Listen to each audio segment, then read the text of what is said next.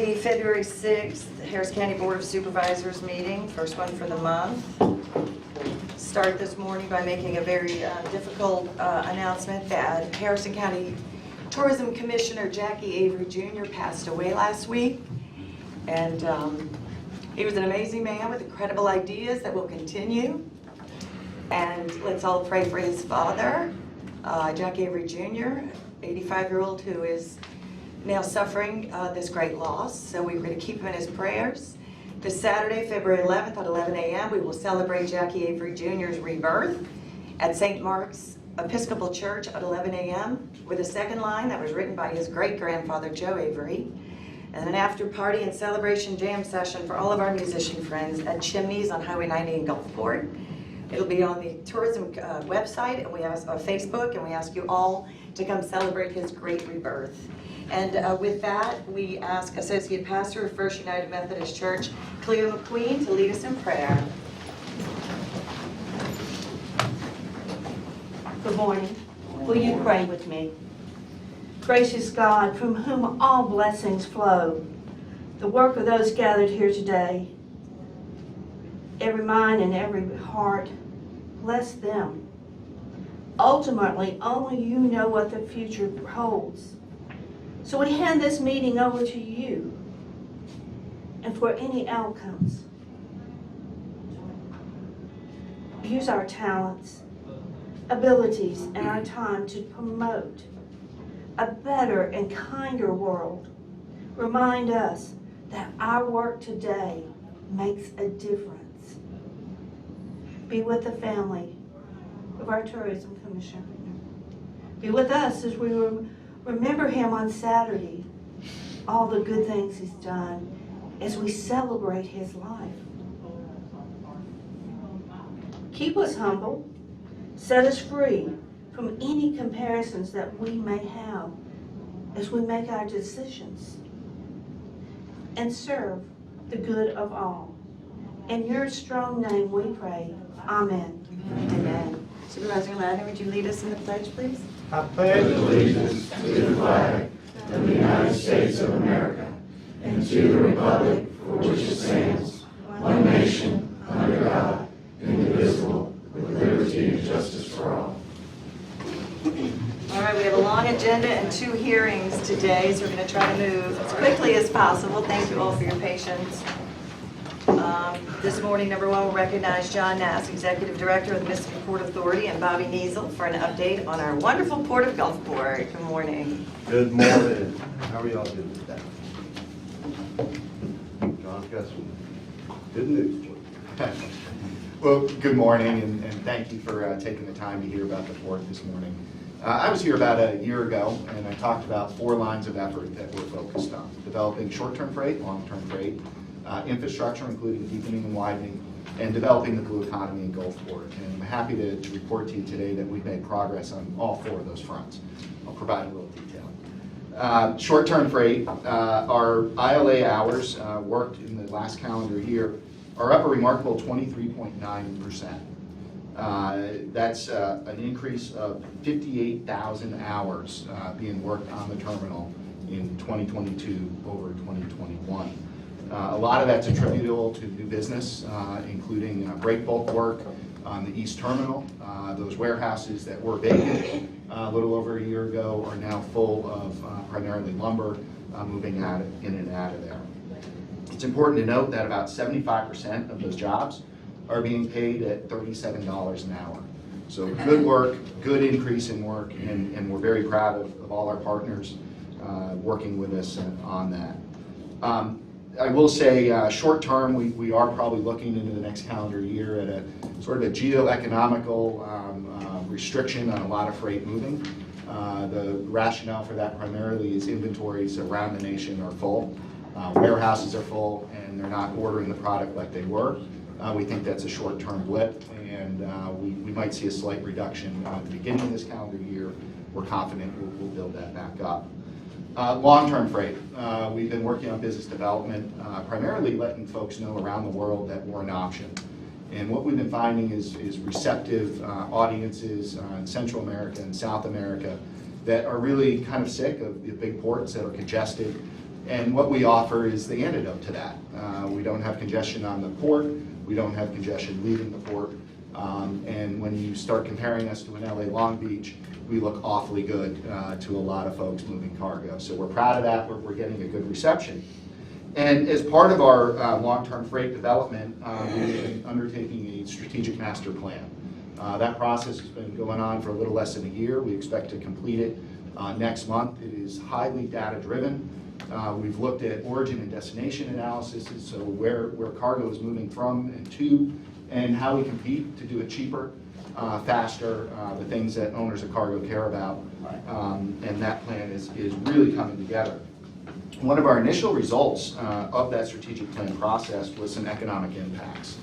And this is the economists that do this sort of thing for ports around the country. They do it for the Association of Port Authorities.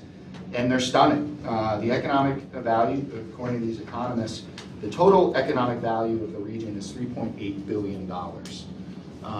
That's a big number, but other numbers with it are they've determined that our state and local tax contribution is $115 million.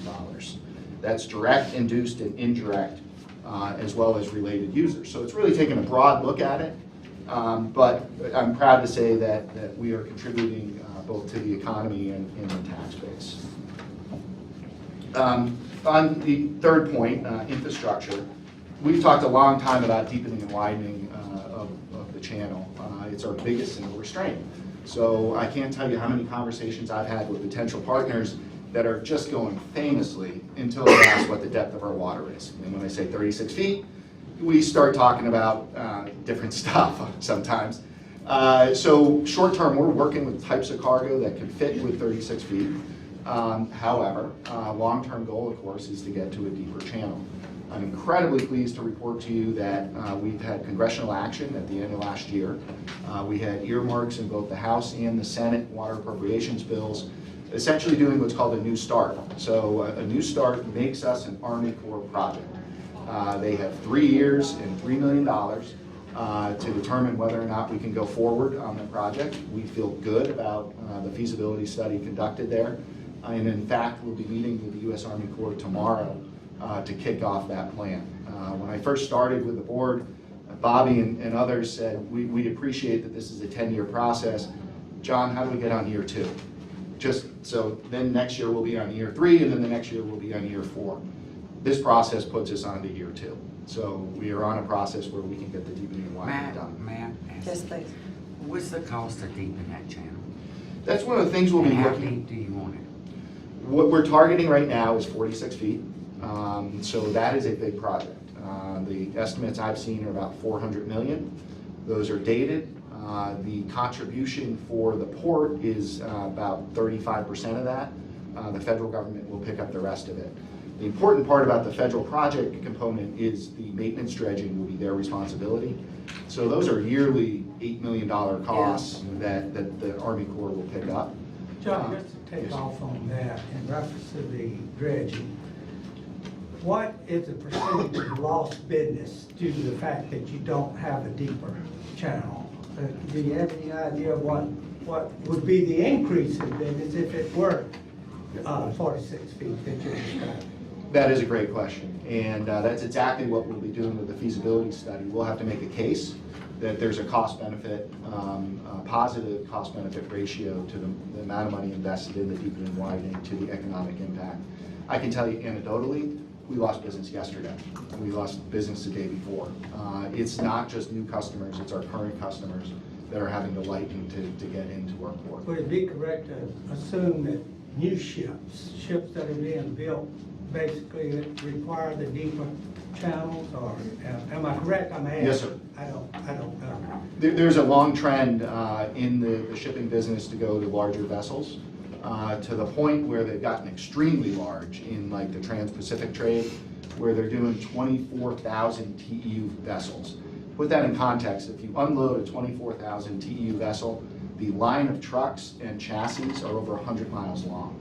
So there has been this huge trend into bigger ships. I think what they're discovering and what we realized the last couple of years is the big ship is great, it's economical for getting you across the Pacific. It's not economical when you get dockside. And so one of the things we've been offering is if you have cargo that's needs to move quickly, that needs to get to market, like our traditional fruit business, we're really your best choice. Yeah. Because our boxes don't stay on the terminal. But Really couldn't big you enough. send smaller ships out to the big one and unload in stages? They will do that with bulk products sometimes to barges, but really it's the transshipment points. So Cartagena, Colombia, Jamaica, there's a lot of ports right outside the Panama Canal where they'll bring a larger ship in, and then it's almost like an airport hub, where then you get on a smaller plane and go to other ports. And we're tracking some of those very closely. A couple of questions out of curiosity, two things. Number one, what about the chicken? Prior to Katrina, the port was significant in chicken trade, frozen chicken. What is the situation there? We don't have that. Of course, I realize you have to have freezers and all that. But can you address the chicken situation? Yes, sir. We're very focused on, I'm sorry. And one other, a port of call for cruise ships. And where are we on that, if anywhere? We're very focused on Mississippi products. So we think one of our roles as a state port is to be exporting Mississippi product to market. Chicken, when you look at all the data, is the low-hanging fruit. There's an awful lot of chicken produced in proximity to Gulfport, where we have a competitive advantage over where it's currently going out, New Orleans and Mobile, and Savannah to a lesser degree. What they have that we don't, as you suggested, is the infrastructure to handle that. So we've actually brought on what I think are the world-class experts on the cold chain. They run University of Georgia, the Institute on the cold chain. They've been examining these markets. I was with Atlanta 2 weeks ago in Atlanta with them, meeting investors, talking to folks that might be interested in making that investment. So you're on point. We are too, and it's something we're very seriously looking at with capital investors as we speak. We've been talking to one that was going to plan on building a facility near Laurel, Mississippi, right near Sanderson Farms. And we're partnering up with them hopefully to make a deal. It just seems that would be the most, this port would be the most common sense port since, if I'm not correct. Warehouse. Mississippi is one of the largest producing chicken states in the nation, so. And what about the cruise ship? The cruise ship, yeah. The cruise ship industry is in a tough spot right now. I'm not sure it's the best time in the cruise ship history to be chasing after that. They obviously saw a massive downturn in business with COVID. I don't think they've really recovered from that yet. I think the real target on cruise ships is the smaller ones, the Viking cruises of the Like world. the river cruises. Well, they bring a higher-end client that tends to spend a few more days. My concern after broadly chasing after some of the cruise line business is the economic impact isn't what you might necessarily think it is. So we've been looking at a lot of those numbers. And the investment in making a true cruise ship terminal is extremely expensive. And I have not yet seen the return on investment for that. That could change with the So industry. you think the chicken business would be more apt than the tourism business? Supervisor Jones has a That makes question. more practical. If we get the shipping the chicken out, can I have the eggs? Only the golden ones. Expensive deal. Yeah. It's incredible. Chicken, you'll take the eggs. And of course, the avian flu is having a huge impact on the domestic U.S. industry. There still is huge demand in a lot of places we're currently going. There's demand for U.S. chicken in Central America. There is demand in South America. We were recently in Cuba. One of the few exports that is allowed to Cuba is agricultural products. About $200 million U.S. of U.S. chicken is going to Cuba as we speak. It's going through Florida. I think that's a mistake. We're working on trying to get that business to come through us. All right, thank you. Anything else? No, ma'am. Thank you so much. Thank you. Bob. Thank you, appreciate it. Appreciate it. Thank you, John. Now recognizing Matt McDonald, Executive Director of Mississippi Coast Coliseum, and Bobby Columber of Columber, Harvey and Associates, PA, to present the Coast Coliseum Commission's 2022 2021 audit report. Good morning. Good morning. COVID, probably the remaining issue that we're dealing with from COVID is getting caught up in our annual audits. Today we're here for the 2021 audit. As soon as Bobby's firm finishes up the tax season, they'll be right back to the Coliseum to do 21-22, which was our greatest year in the history of the building. And then in December, we will roll into our 22-23, which will have us completely caught up. So by the end of this year, all audits will be finished and will be current with the books at the Mississippi Coast Coliseum. Before I let Bobby get started, I just want to mention this weekend we were extremely busy. Okay, we had every square foot of rentable space tied up pretty much the whole weekend. On Saturday alone, we had 4 events that all happened simultaneously with over 9,000 people in different parts of the building. So from an economic impact, we're still making it happen, and we love doing it, and we're going to keep doing it. Joining me here today is my Assistant Executive Director, Michelle Miniman. She does a great job keeping the team motivated and organized. And my CFO, Shelley Ferguson, along with Bobby Culver, one of the principals, and Culver, Harvey and Associates. Bobby, the floor is yours. Okay. In an audit, you only have 4 types of audit. Obviously, a disclaimer, adverse qualified, or unmodified, free of material misstatements, which anybody receiving an audit, that's what you're looking for. Coliseum did receive that for the year ending 2021. To go to the financial statements, your net position for the Coliseum is $108 million. I think when I first audited the Coliseum 27 years ago, it was around $27 million, so it's increased in size. It increased $1.4 million just from the prior year of 2021. And that was accomplished by about $1.4 million in increase in commissions and fees and decrease in expenses of $600,000. So the operating expenses of $8 million, $3.4 million is depreciation, which is non-cash. What are they, Meg? I'm sorry.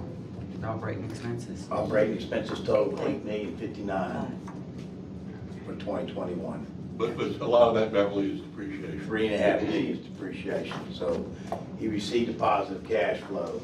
You got capital assets net of depreciation right short of $100 million, and he had outstanding debt obligations of $948,000.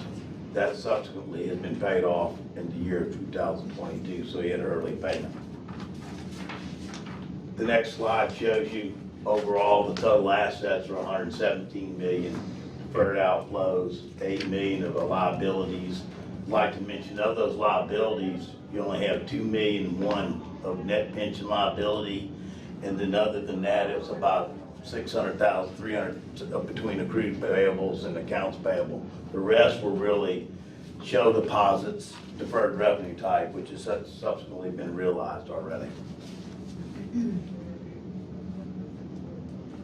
In February of 2021, the commission received a PPP loan right short of $400,000. It was forgiven May 5th.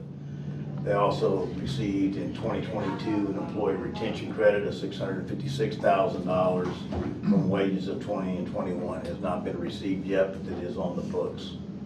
Excellent for cash flow when they receive that. They had some land sales, purchases, and refinancing, obviously, all made in the years of 2021, September 21. Total interest paid was $65,000 in the year of 2021, and the debt has subsequently been paid off for early retirement of the debt, $900,000. That was for the Holiday Inn property. Right. We had a finding in 2021 that was in the prior year finding, and basically I'm working with Matt on this. I think a large of it is being reconciliation of the subsidiary ledgers to the general ledger. General ledger is considered your Bible. Subsidiary ledgers are the details added up to receivables, payables, and things like that. I think a lot of this is attributable to he has a thin staff and they had a brand new software put in. The software is really designed for the events. It's a little bit harder for accounting. So overall, we're going to work with his staff to make sure this is cleared up by the end of the year. That's the same thing, the same finding on that. You can click on.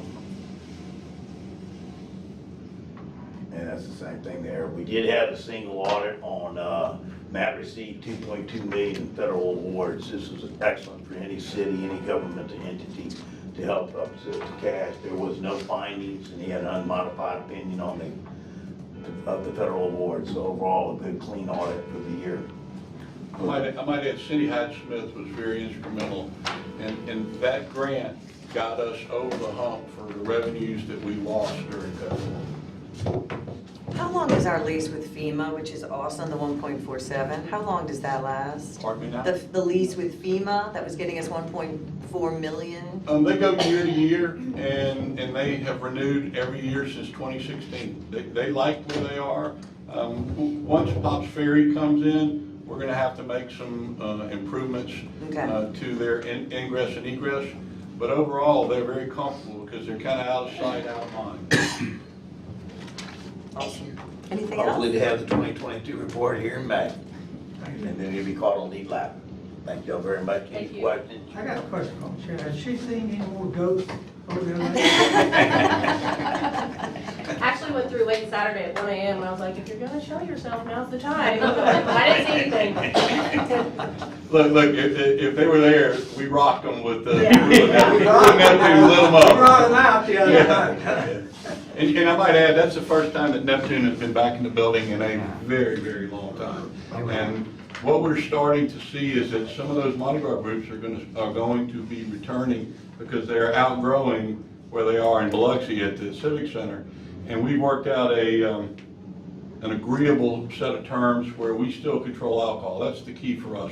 We can't have people brown bagging and just pouring as much as they want regardless of what condition they're in. We have to have that control. Right. But in order to do that, it had to come at a cost that everybody could live with.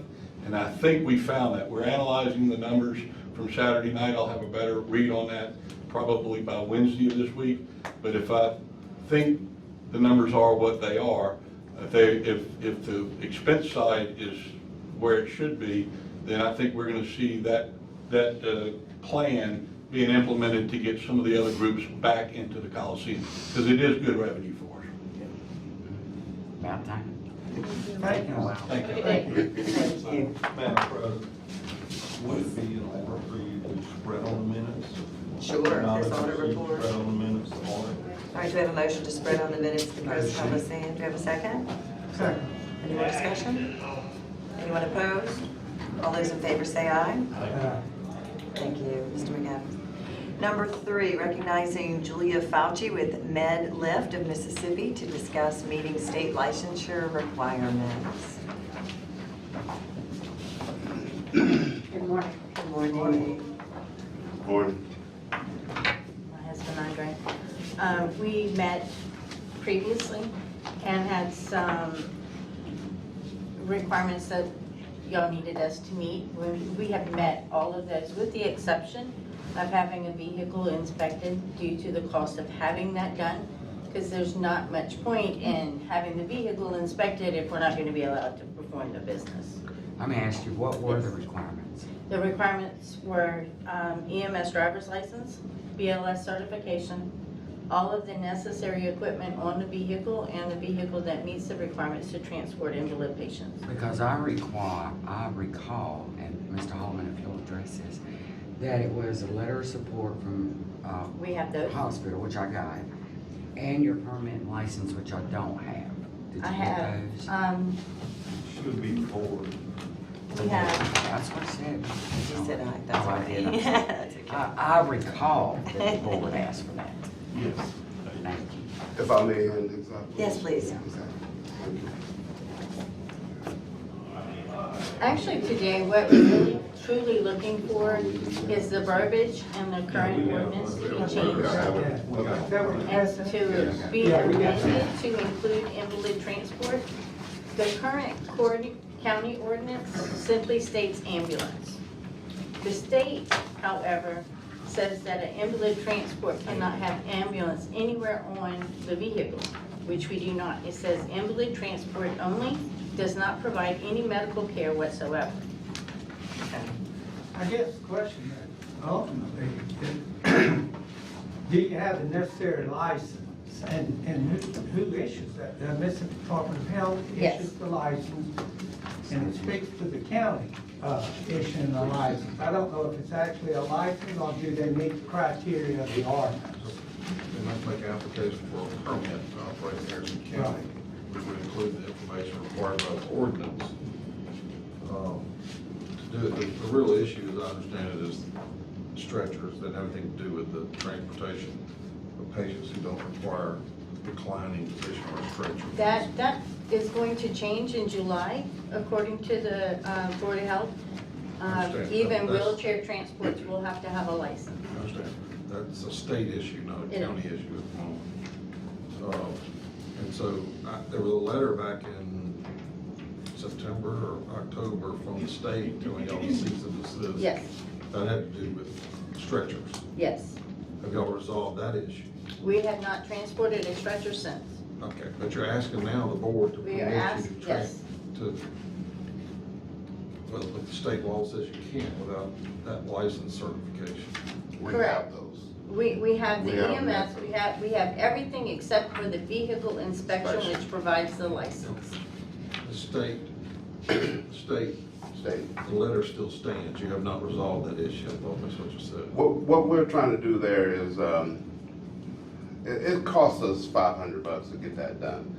If we cannot get the panel, we want the panel to approve us to get going. Once we get a nod saying, yes, you guys can go ahead and do this and be able to do it, we'll get the necessary last statement, last inspection and get it done. We'll bring it here and have you guys to approve it at Well, that point in time. We'd have to give the approval condition upon you getting that. Absolutely. All right, I guess maybe a better way to say it, the ordinance, you've read the ordinance. Yes. It requires you to submit an application with certain information to the county administrator and request a permit be issued. Part of that process will be, do you have the state certification? I don't think this board could issue a permit if you're can't qualified by the state. I understand. Yes, sir. So I know it's putting the cart before the horse a little bit, but, you know, that's a problem to issue a permit. We're not asking for a permit. What we're asking for is the verbiage to be changed in the ordinance and the permit be granted conditional of. We would still have But to you meet are that. asking for a permit, that's what I'm hearing you say. Contingent of getting the license. You're still asking for a permit regardless of what it's contingent Okay. upon, is what I'm hearing you say. But and correct me, Mr. Holman, if I'm wrong, but can legally we do this, is what I'm asking. I think if the state gives them a license, then they could apply for a permit, Mhm. and then it would be up to the county administrators to recommend to the board that a permit be issued. Didn't you say you already received the licensure from the state? We received our EMS licensure from the state, our driver's license basically for the state, Yes. and we have all of the equipment that the state requires.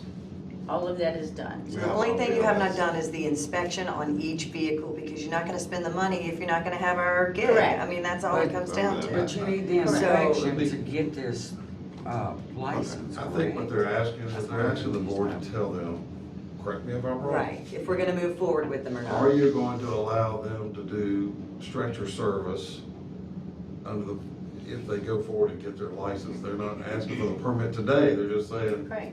will you amend your, and I'm not sure, there was an amendment to the ordinance of 21 that we're looking at that may solve the issue. AMR will have an opportunity to object to that, that's the process. They're supposed to bring a certificate of need, and they're supposed to show a need, which they've provided letters, but it's been kind of disjointed at this point. But I think they're really just asking if the board, if they qualify, if they get the state license and they got the van, is the board going to permit them to do stretcher service? That's correct. In addition to the wheelchair and transportation service? When you speak of stretcher service, you're talking about only non-medical issues, if I don't know the correct That's correct. terminology. It's just that, I'm in a wheelchair, I'm not in any bad condition, but it would be preferable if I laid down and you transported me home from the hospital. That would be stretcher. I will That- tell Not you- talking about the medical. I will tell you, just from reading the previous stuff from AMR, and I think they're here, that their position is going to be when you have to lay down, and you're that ill that you have to lay down on a stretcher, that requires the next level of service. The order to transport these people. And Um, they may speak to, I'm just going from their correspondence and Right. previous letters that I read this weekend, trying to But the, grasp exactly what. But a big but part of it Tim, is does a not the mental health. statute, the state statute referred to that, what I'm talking about, maybe Kent can talk about the difference in, or someone explain, I don't know if I have the verbiage to explain the difference in a person who just happens to want It's that. emergent versus non-emergent. They want to do non-emergent stretcher transfer as opposed to EMS, which is statute driven with the CON. And I'm asking Tim, non-emergency, transport with a stretcher that is allowed by statute, if they meet all the other permit and The certifications. state can license them to do that. Well, That's then- what I understand. Now, let me ask you another question, because we've had issues with the time people have to spend in the hospital due to the fact that they can't get, ambulance service. Will that, if these people get what they ask for and they meet all the criteria, will that not reduce some of that issue in reference to people having to wait for the regular ambulance Yes, service? sir. It will. That will? I will validate the vendor that we are in dire need of some service that will allow us to get our patients from the ER when they're not qualified, which the majority, I'd say probably 90%, nursing home patients are sent to our hospital, and that's an emergent transfer, so AMR has to do that transfer. But then getting them back, the issue is the ability for AMR to come back, and the timelines are growing, sometimes 8 to 10 hours. I have a patient waiting in the ER that I have to, excuse my language, babysit, which is costly for us, simply to get them back to their nursing home. And it's not just me. And AMR can give you the information. Over the last 3 years, the transfers out of state, both in Hancock and Harrison County, has increased significantly, taking that EMS unit out of service, delaying other EMS uses. So if you don't need an emergent transport back to a nursing home, and Tim is correct, AMR will state that if you're laying down, they're gonna argue that that takes you to a different level of care. If the State Department of Health is willing to issue a license, because they've been communicating with the State Department of Health, I mean, they're going through check item by check item by check item. Once they got their letter back in September to cease and desist for emergent transport, because it was being deemed because it was stretcher, they went back to the state and said, what do I need to do simply to do non-emergent stretcher transport? They went through that process, literally working, trying to understand it, getting them coming. I think they're at their final stretch, which is to align the Harrison County ordinance to be able to allow them to get a permit. They're simply here looking, and Tim's correct. He actually understands that everything is going on. I'm sorry, I thought you said the final stretch was getting these things inspected. So you still don't actually have your license because you're going down the list. Can't get the license But until he's saying it's, your final stretch is the ordinance. He cannot said get the final license stretch was until the vehicles are inspected. So what? We have the BLS. We have that. It's not We have the the EMS, it's not the driver's license part, that's not the issue. It's the license to No, the conduct license the from the business. Department of Health. Do Right. you have it, and can I have a copy of it? I do not have it because they won't give it to you until you inspect the vehicles. That's my point. I'd like to make one more Inspection. point about mental health. We've been working very, very hard about diversionary tactics, and the sheriff backed me up on this. A big part of that was, and I have a family member who's paid AMR $3,500 twice because he has mental illness, and he's a young, fit man who's had to pay this high fee, or we had to, because of that non-emergent, but they do want him to lay in a stretcher. So I wholeheartedly support that we do definitely need non-emergent transportation. The state requires for there to be 2 people on the vehicle at all times, the driver and someone in the back compartment with the passenger. That person has to be basic life support trained. They have to have AED training, which we have AED on the vehicle, and we have to have access to contact EMS in the event of an emergency. Those are our basic requirements. And we have an ambulance, we just have to have it inspected. And we're just waiting for an understanding that once we require that, that you guys are gonna help us out with it, saying, yes, we should do this, we'll have everything in order so we can come to you with the proper paperwork. Madam President, can I say something? Yes, ma'am. Y'all are transporting now, correct? Wheelchairs. Wheelchairs, yes. So that's the difference, is they're transporting now in chairs. Right. So it's, We know. they can wheel somebody in, wheel somebody out. The only thing I think their stipulations are is to lay somebody flat. Stretcher. And the need for them to be in our area is crucial. I mean, they do transportations daily. And they're, you know, look, I love AMR. I'm not talking bad about AMR, don't take it the wrong way, but it takes a long time for AMR to fill their slots to where they can pick somebody up, where they can fill right in. Sheriff, let me ask you though, are you still transporting mental health patients? Yes? So That's a strain on them too. But I'm though. speaking from experience, I've never have to pay $3,500 to have AMR, and trust me, I've called them a lot for needs. Okay, well, I'll But show you normally- the bill. But normally they're with the sheriff's department. We, I've got it in my purse. Depends on what the circumstances are. If there's a mental patient in the hospital at the time, and they can take somebody from one place to another place, and they're gonna transport them. If we get involved, yes, we're gonna transport them, but if they're there at the time, and they can do it, then they're gonna go do it. in the beginning, when we first started, a little over 11 months ago, we were moving stretchers as well, and wheelchairs all at the same Right, time. before you got the cease. Right, so we can do the job. The job can be done by maybe Lifton, Mississippi. Okay. I would just think, based on my understanding is, we could give them a conditional permission, and I think that's what they're asking for, to make sure all the proper licensing Yes, sir. and everything else is done before we actually issue a permission or permit for them to operate with So a we stretcher. could- Absolutely. So I do don't you have need to to have know the- I that? don't think they're asking you to issue a permit, they're just asking the board to give it, its decision, that if they apply for a permit, they'll be allowed to do it. That's all you're asking for, But we right? don't- Basically. Before you go through One the class, yes. The board doesn't need to take any action, just express that you agree with them that they should be allowed to do this. It appears that it would help to have that, based on the sheriff and everyone else, it would have that service. And I would assume help reduce the time that people are sitting in the hospital. And it's not just Memorial. I've talked to Tiffany Any hospital. Murdoch, and it is Garden Park as well. They're having delays. That's what I'm on- saying, any hospital. It's a This is crucial the need service for our that would citizens. Benefit our Right. citizens. Right. So I'm It's at a prepared much less to cost. tell them, I don't know if we need to take action, that I don't- conditionally, if you meet all the requirements, I don't know all those requirements, all the state requirements, and I'm prepared to vote for it, to grant whatever permission this board would need to grant. I'm prepared to do that Thank you. as a board member. I'm gonna add regarding the mental health issue, those that are committed by the court would still require the Harrison County transport. Yeah. Those that are voluntary would not. Right.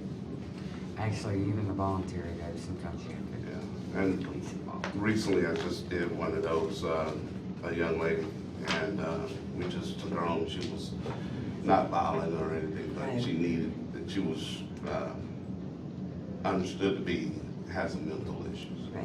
But we was able to get her home safe. One other thing too, Tim, and I think we've got that through the Attorney General, that any calls throughout 911 requires AMR. Correct. They cannot respond to it. If I were to call, Don't want to. no matter what the condition of the person is, if it's an E911 call, AMR has to respond. Absolutely. No matter what the condition Right. is. Absolutely. Right. I just got a headache. It's their job. That is their job. It's That's something their that job. they do, and they do it well, and we That's my just. position. I don't have a problem giving them a conditional Is that- approval. Do you wanna make it based in on- form of a I'll motion? make that in form of a motion. Do we have a second? I'm just not comfortable. Okay, do we have a Can we second? get a second? Yes, sir. Second discussion, any further discussion on Any further Second for discussion? Any further discussion? All those in favor say aye. Did you have some discussion, it? Jim? No, I just Oh. did just. Any further discussion? Just want to make sure the motion is to support the change if they get the license and apply for a permit. It's not really Yeah. an act, not granting the permit. We're not, that's what I'm saying. Conditional. Making sure. It's not granting, we're not giving you any Understood. permit, Yes, sir. permit, other than if you get the proper credentials or whatever permit, then I personally, and I don't know how the others are, but I'm prepared to give you that conditional. All right, we have a motion, a second on the table. All those in favor say aye. Aye. Aye. All those opposed? Motion carries. Thank you. Thank you. Thank you. Number 4, order reappointing Ann LaRosa to serve as representative on the jury commission for, I'm sorry. I asked that we table that one because she wasn't able to be here. Number 4 wasn't able to be here. Remember, I told you that was one of these. I can. Let me look at my list. Madam President. All I have is, yep, number 4, sorry, tabled until February 13th. Thank you. Why are we doing that? I'm sorry. She wasn't able to be here. Does she have to be here? She doesn't have to Well, be it was here. requested by Ms. Ladner, Connie Ladner requested we table it until next week. Connie Ladner, Oh, because it's the jury committee. oh, gotcha. All right, Yeah, so, she's got COVID. all right, do we have to do a motion to table it then? Yeah, Yes. Do you have a motion to table number 4? so moved. Second? Second. Discussion? All those in favor say aye. All right, anyone opposed? Motion carries. Sorry, anyone opposed? Okay, motion carries. Number 5, we're going on there. Order concurring with the resolution of the Harrison County Development Commission authorizing and approving submission of an application seeking a hazard mitigation grant from the Mississippi Emergency Management Agency. Motion. Second. Any discussion? Is this a match? Yeah, it's an 80-20 grant for generators, primarily for the lift station that serves the jail, so that John Dodd won't call us every time the power goes off. Any further discussion? All those in favor say aye. Aye. All those opposed? Motion carries. Number 6, order concurring with the resolution of the Harris County Development Commission authorizing and approving the sale of approximately 2 acres of real property located in and being a part of the northeast 4th of the southwest 4th of Section 16, Township 8 South, Range 12 West, Long Beach Industrial Park to Gulf Coast Farms, Inc., for the purpose of a cannabis cultivation and/or processing facility. Motion? Motion. Second discussion. They are aware that they have to go through conditional use zoning, and there's a possibility that it might, I'm just Yes, sir. saying, that it And this might is, not be approved, and they're gonna own some land that they can't. if they're not If- approved, we're not gonna sell them the land because we don't allow for speculation in the industrial park. Because So this is conditional upon approving of the conditional Of the use other permit through conditions. zoning. Yes. And they had previously been approved by y'all. They had a 90-day due diligence period. This is just refreshing the paperwork. They still have to go through all those processes. So they have needed not more than gone 90 days to get their approval? I got somebody Yeah, told me about this. they've drugged their feet, but they still have to go through everything that Marlon said, and the state, and all the other things. So until that's done, there won't be any closing of any land. So how long are you giving them now? I don't Another recall. 90 days? I think it's another 90 days. Can they get through zoning here in that other time? The license, they got the zone. The conditional use and zoning process is typically between 6 to 8 weeks, depending on how you hit the right hurdles. But they have the zoning, they're just not licensed yet, right? But They don't have the conditional zone. use. We voted on this before. It just- No. You know, We don't. It's in- This is just for them to be able to buy the property and use the address to then go to conditional use with zoning, and then simultaneously they want the state to The have the other. development commission of the county is not gonna go ask zoning to change it. They have to own the Right. property to have the authority to go through zoning to ask for it. And they have to have an address in Right. order to go to Department of But I Health. thought we already to had do zoning all that it could go into an industrial park. We do, but it is It's still zoned conditional properly, use. but it still has to go through the conditional It's a use conditional process use. so that others have the right to appeal that being in the industrial park. Correct? Yes. Okay. This is an extension until April 24. That was it. Any further discussion? I don't see a contingency, I'm looking for it while we're speaking, so. add Is there a that to it. contingency about approval of the planning in these contracts? No. I don't see. So there is But a we're not- risk that they're buying this property and it cannot, if, Well, I mean, there's a current case right now where the customer did what they did, they went through conditional use, now they're getting appealed because they bought the property, went through all the right steps. this is a different one. Different one. And so they, he can't go through the process until I got you, I There's the understand that. process, So they so- need to understand that There's there's a potential that they could not use that property for what they want to use it for. But in the contract, we also have the language that if it, like the other that's getting appealed, if that doesn't go through for the use that they came to us for, we'll buy the property You'll get back. the property back I at a did- discount. I did have discussions. I didn't say that. I did have discussions with them, but this board is not gonna approve the sale until the closing is set. So they've asked for the deed, has been signed by the commission. Correct. But it's not going, I had a discussion with Jim Simpson, that I was not gonna advise the board to sign the deed until the closing was actually set. So the day of the closing is when the deed will be set, because I was concerned about the signed deed floating around. So that will give us the out. You don't want to have a big situation where you're selling a piece of property in the industrial park, then the use of the property by the buyer doesn't go through. Now this person owns a piece of property in the development That's commission. what I'm saying. Right. That's what you said. That's exactly what So I'm there saying. has to be some reversionary. Also put a time expiration on the reversionary, make sure we have to buy it back within a certain month, because it's not That's fair already to some, written. okay.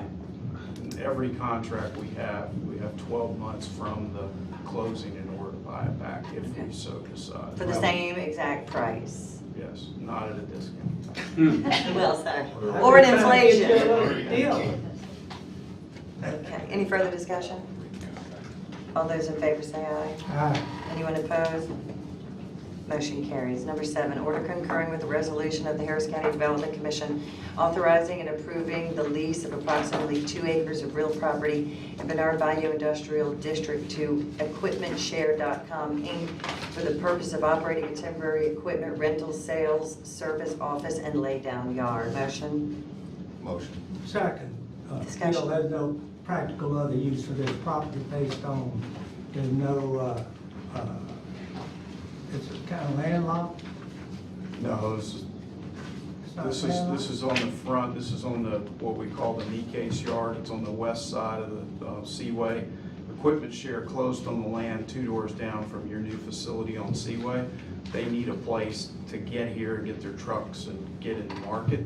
So they are, the reason the rent's so high too, just for disclosure, is that we're improving, we're putting in a fence and the material needed for them to be able to move that equipment. After they move out in a year, it'll stay and then we can lease it to somebody else as well. Nice. So they're paying for the improvements in the 12 months lease. Just a 12-month lease. Yes. Anything else, Bill? Any further discussion?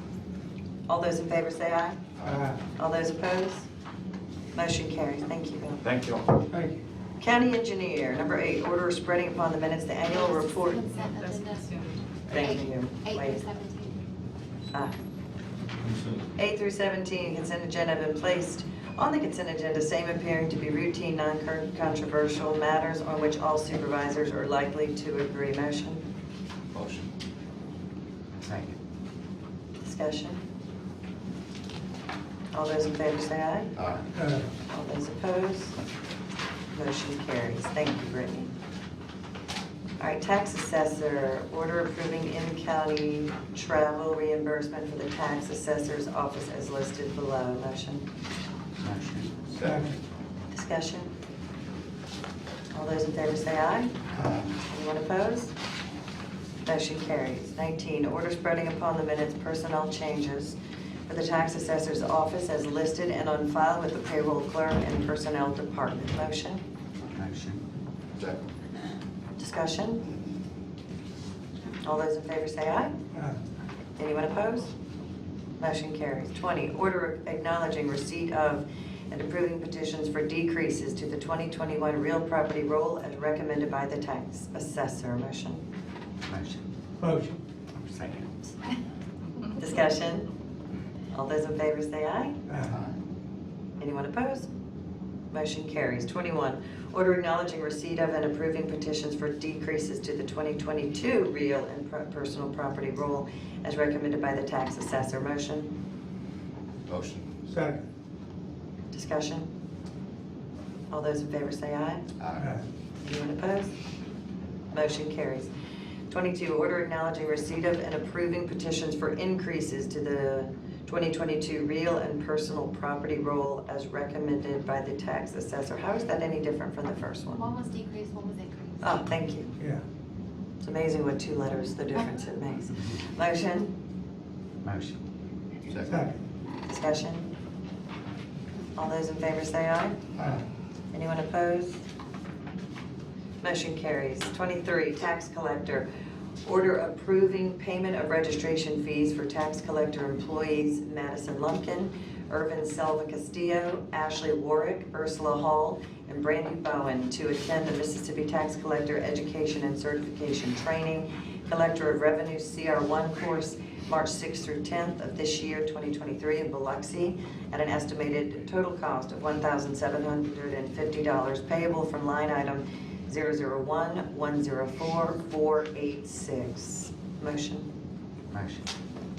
Second. Discussion? All those in favor say aye. Aye. Anyone opposed?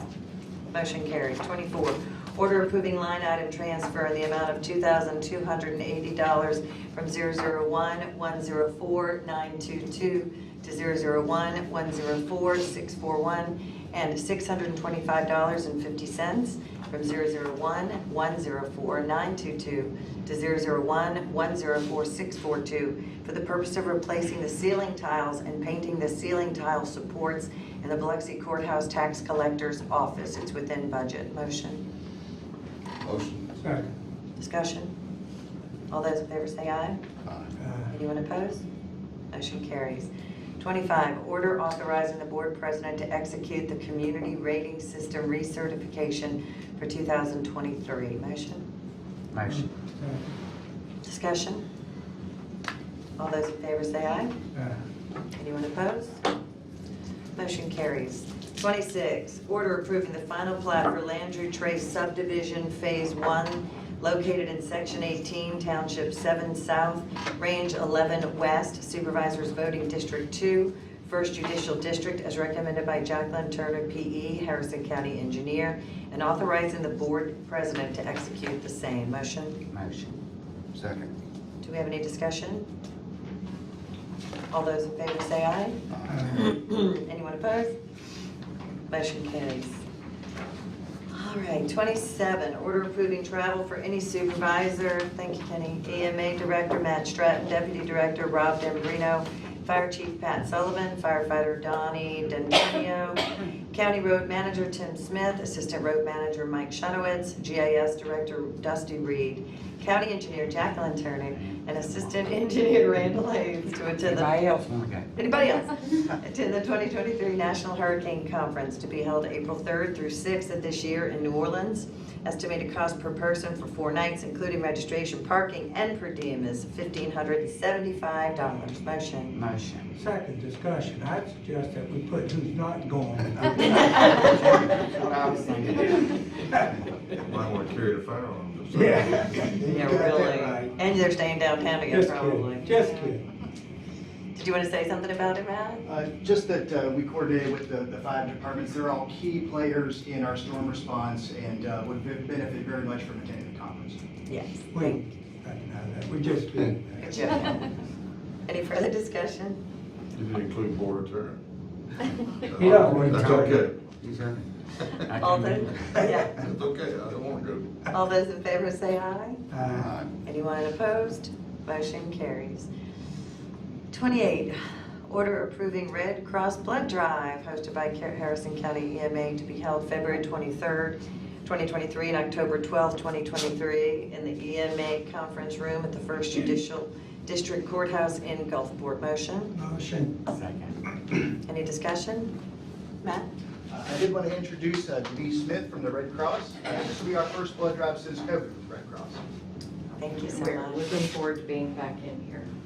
Now, y'all, what hours The hours of the drive are actually, the hours of the drive are 10 to 4. We will technically be here starting at 9 a.m. so that we have plenty of time to set up everything and make sure that we're ready to process donors. And you're set up in the EOC room? Yes, ma'am. Because that's during the week, so I just want to make sure that. And I'm sure you're gonna get with Kim Compton, our PIO officer, to make sure the information gets out. That's for Matt, yeah. We'll make sure the information gets out, yes, ma'am. Thank you. Any further discussion? All those in favor say aye. Anyone opposed? Motion carries. All right, 10:30, we have an appeal. Do we do 29? 30, not yet. We finished 29 since we're there. Thank you, Tim. Order approving waiver of rental fees for the use of the county farm shelter by the American Red Cross of Mississippi and Alabama for shelter training exercise to be held February 10th through 11th, 2023. Yes, ma'am. So we have another Red Cross item. I have Wendy Samples from the Red Cross, and she can talk a little bit about this shelter exercise we have planned. Right, so the first day is going to be all classes, our shelter exercise, mass care and overview, disaster cycle services and overview. The second day is actually a simulation exercise where we pretend like we're actually opening up the shelter. We do a dormitory registration. We set up the cots. We talk about inventory. We talk about feeding. We talk about trailer supplies that we have. We talk about in-shift and out-shift briefing for the people that are working there. And that's it. All right, thank you so much. We have a motion on the floor from Supervisor Ladner, second Supervisor Jones. Any further discussion? All those in favor say aye. Aye. Anyone opposed?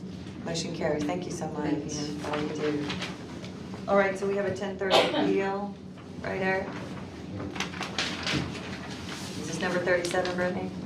This is number 37. All right, going to 37 on your agenda, everyone. Let's see, why did it just do that? My mouse is acting weird. Look at this. Just a brief description of the case. It's an appeal. This is Planning Commission Case 2008 HC 126. It's an appeal of a Planning Commission denial for conditional use to allow for a part-time firearm and gunsmith business at 7750 Carmel Oaks Drive.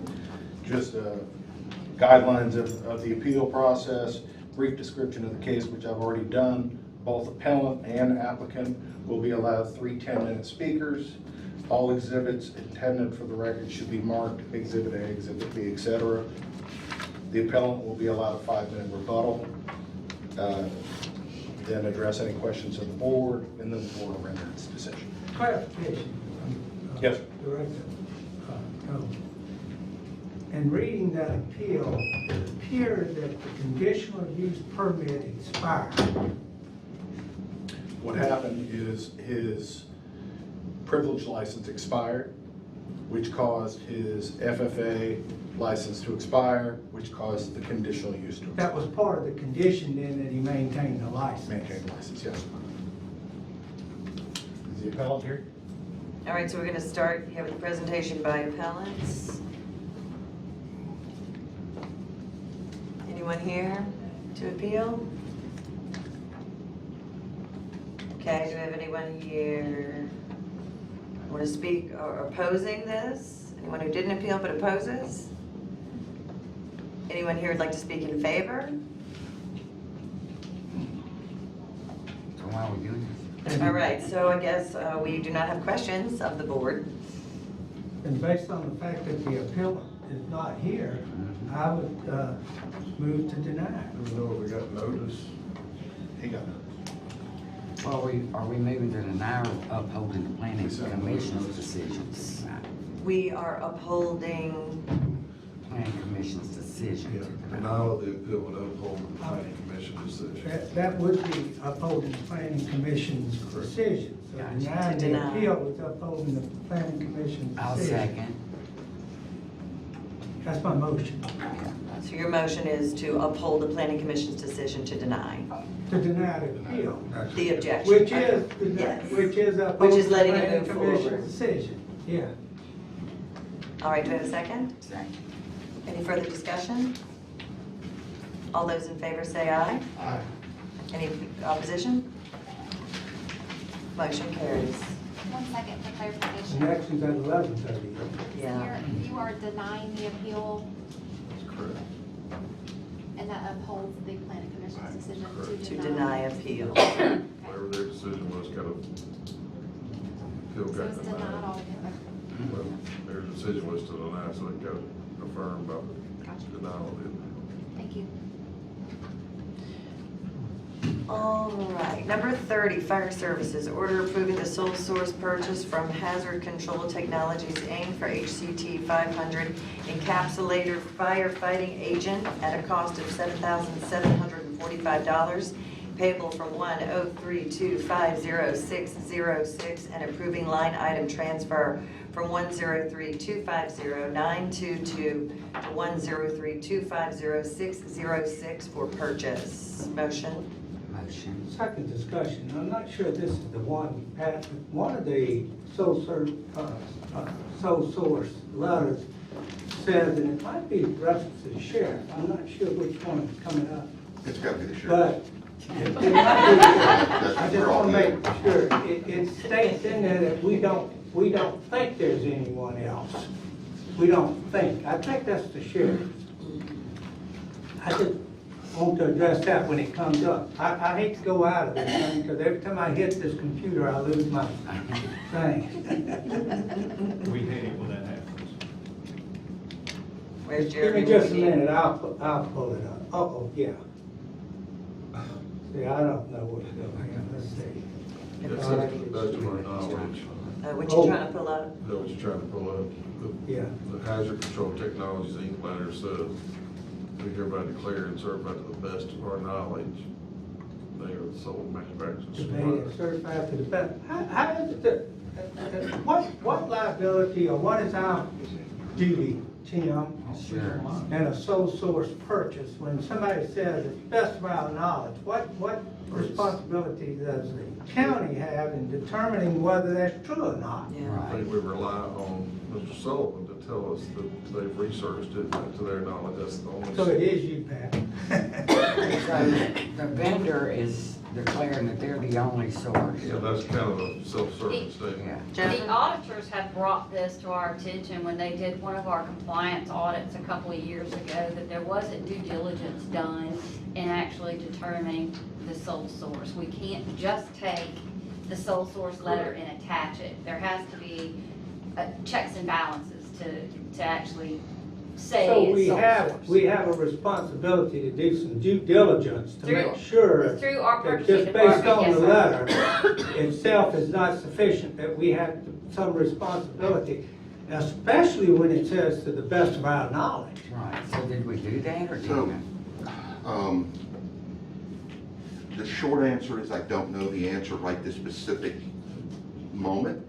This is a reorder. All we're doing is reordering from what we've ordered in the past. So the research for the sole source, and I believe it, once again, I think we went through purchasing, and this was a sole source, but this was last year, the year before when we ordered it. We ordered it by the, in bulk, so we've used it up to this point.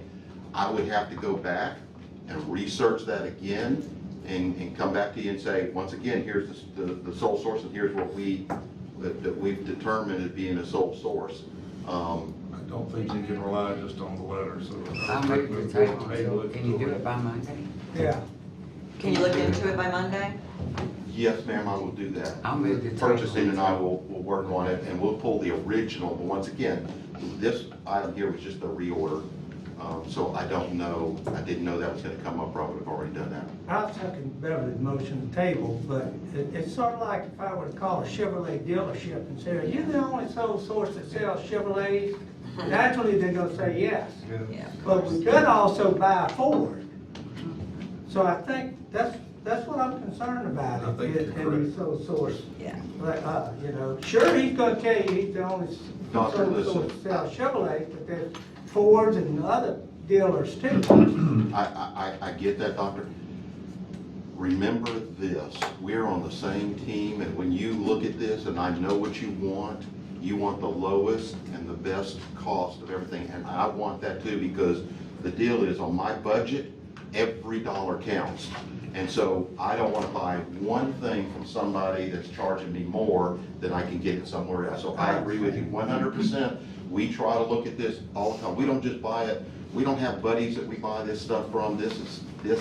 I know that, Pat. It's extremely I have specialized. confidence in your integrity. I'm not questioning. No, I don't that. think I'm you just are, no, sir. Questioning thee. But you're 100% right, and we will go and we will make sure that you're comfortable that this is the Sole the source. lowest and sole source. Yes, sir. Thank you. Anytime you see that language, that's to our knowledge, we're the sole source, that's a red flag. Somebody has to Absolutely. go further and make sure that it's the sole source. Absolutely, and I did not see that, but yes, sir, I agree with you 100%. So we'll look at it for Monday. Thank you. So we have a motion to table till next week and a Yeah, second. back up.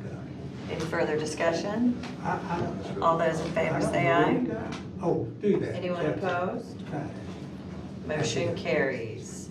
31, order approving travel for Deputy Chief Glenn Parker, Fire Services, to attend the Public Safety UAS drone class to be held February 27th through March 2nd, 2023 in Hattiesburg at a cost of $1,070 plus per diem.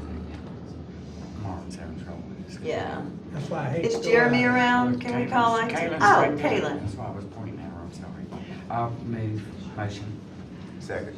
Y'all go ahead, I don't think. Yeah, she's gonna fix you up. All those in favor say aye. Uh, Anyone opposed? Motion carries. All right, youth court. Order approving travel for James Smallwood, juvenile public defender, and Scott Weatherly, youth court prosecutor, to attend the spring 2023 youth defender and parent defender certification training to be held March 23rd and 24th in Oxford at no cost to the county. Motion. Motion. Second. Any discussion? All those in favor say aye. uh, Anyone opposed? Motion carries. 33, consider approving salary increases of certain staff positions in the Family and Juvenile Intervention Courts based upon the Administrative Office of Courts AOC salary scale effective January 1st, 2023. Motion? Motion. Second discussion, did we check this out? I didn't. Valerie, would you like to join us? And is this from y'all's budget, or is it that justice grant, or where? she's asking for a certain Yeah, she's asking for. increase. So there's, She's asking for an increase. yes, sir, only for a portion of it, so there's 1, 2, There you go. there's 6 employees that fall in this category in those job positions, but they fall in 3 different of our budgets. So one of those would be the grant funds, the DOJ, which it falls within that budget. The other would be the youth court, and it falls within that budget. The only budget that the increases we're asking for the amendment on would be the juvenile intervention court, the juvenile drug court budget. And there is a max amount that we're asking for. Thank you. And we say max amount because there are some funds that we've been getting yearly, I guess, or they appropriate different amounts for certain things. And so we've been in a set budget. And if we keep, that's a quota-based budget. Those funds come from quotas from the kids that we serve. So if we remain at 40, we'll get the increase in the budget like we did last year. And so it depends on where we fall out in July at the end of the budget year for that grant, or for those AOC funds. And we also say max amount because one of those employees is retiring in May. So the funds that were used for her, the new hire, would obviously come in well below the salary that she's ending at. So it's fluctuating, but the max amount would be that $21. Up to. Yeah, up to that, yeah. And that's just for the juvenile intervention court. We could wait and amend it, I mean, until we get towards the end of the fiscal year for that. See if we're gonna be able to. Because there's some funds in that we're not gonna expend the full probably amount now, but I can't say where we're gonna be in July for that, because their budget year runs from July 1 to June 30th. Any further discussion or questions? Just one question, how does the AOC, Administration Board? Office of Administrative Office of Courts. Administrative Board, how did they come up with these pay raises? That, Pretty, Well, that's above no, our they pay It's they sent letters on chunk in that. there. It's not a salary increase from the AOC. The AOC did their salary ranges. Scale, right. Increases, but, then it's up to you So- to meet And the. a couple of them in there are pretty good. Were any of these people below the minimums of the new increases for AOC, or any of the proposed salaries below the minimums there? Below the minimum ranges? No. In other words, you gave somebody, I'm just calculating. Right. Intervention court treatment counselor 3, new salary is 62,000 after 12,000 increase, so their salary was 40 for this, I'm sorry, 50 for this increase. Well, that's above the minimum and within the range of the new salary increase. In other words, they're already in the range, it was an increase. It's just an increase. They were within the range, yes, sir. And our responsibility is for 87.7% of those? No, that's all Harrison County, it's just the county. There was something in your letter, you said that we were only. The requested amendment for the county to support is just the funds for the juvenile program. All the other monies are within the budgets of our current budgets that were approved by the board.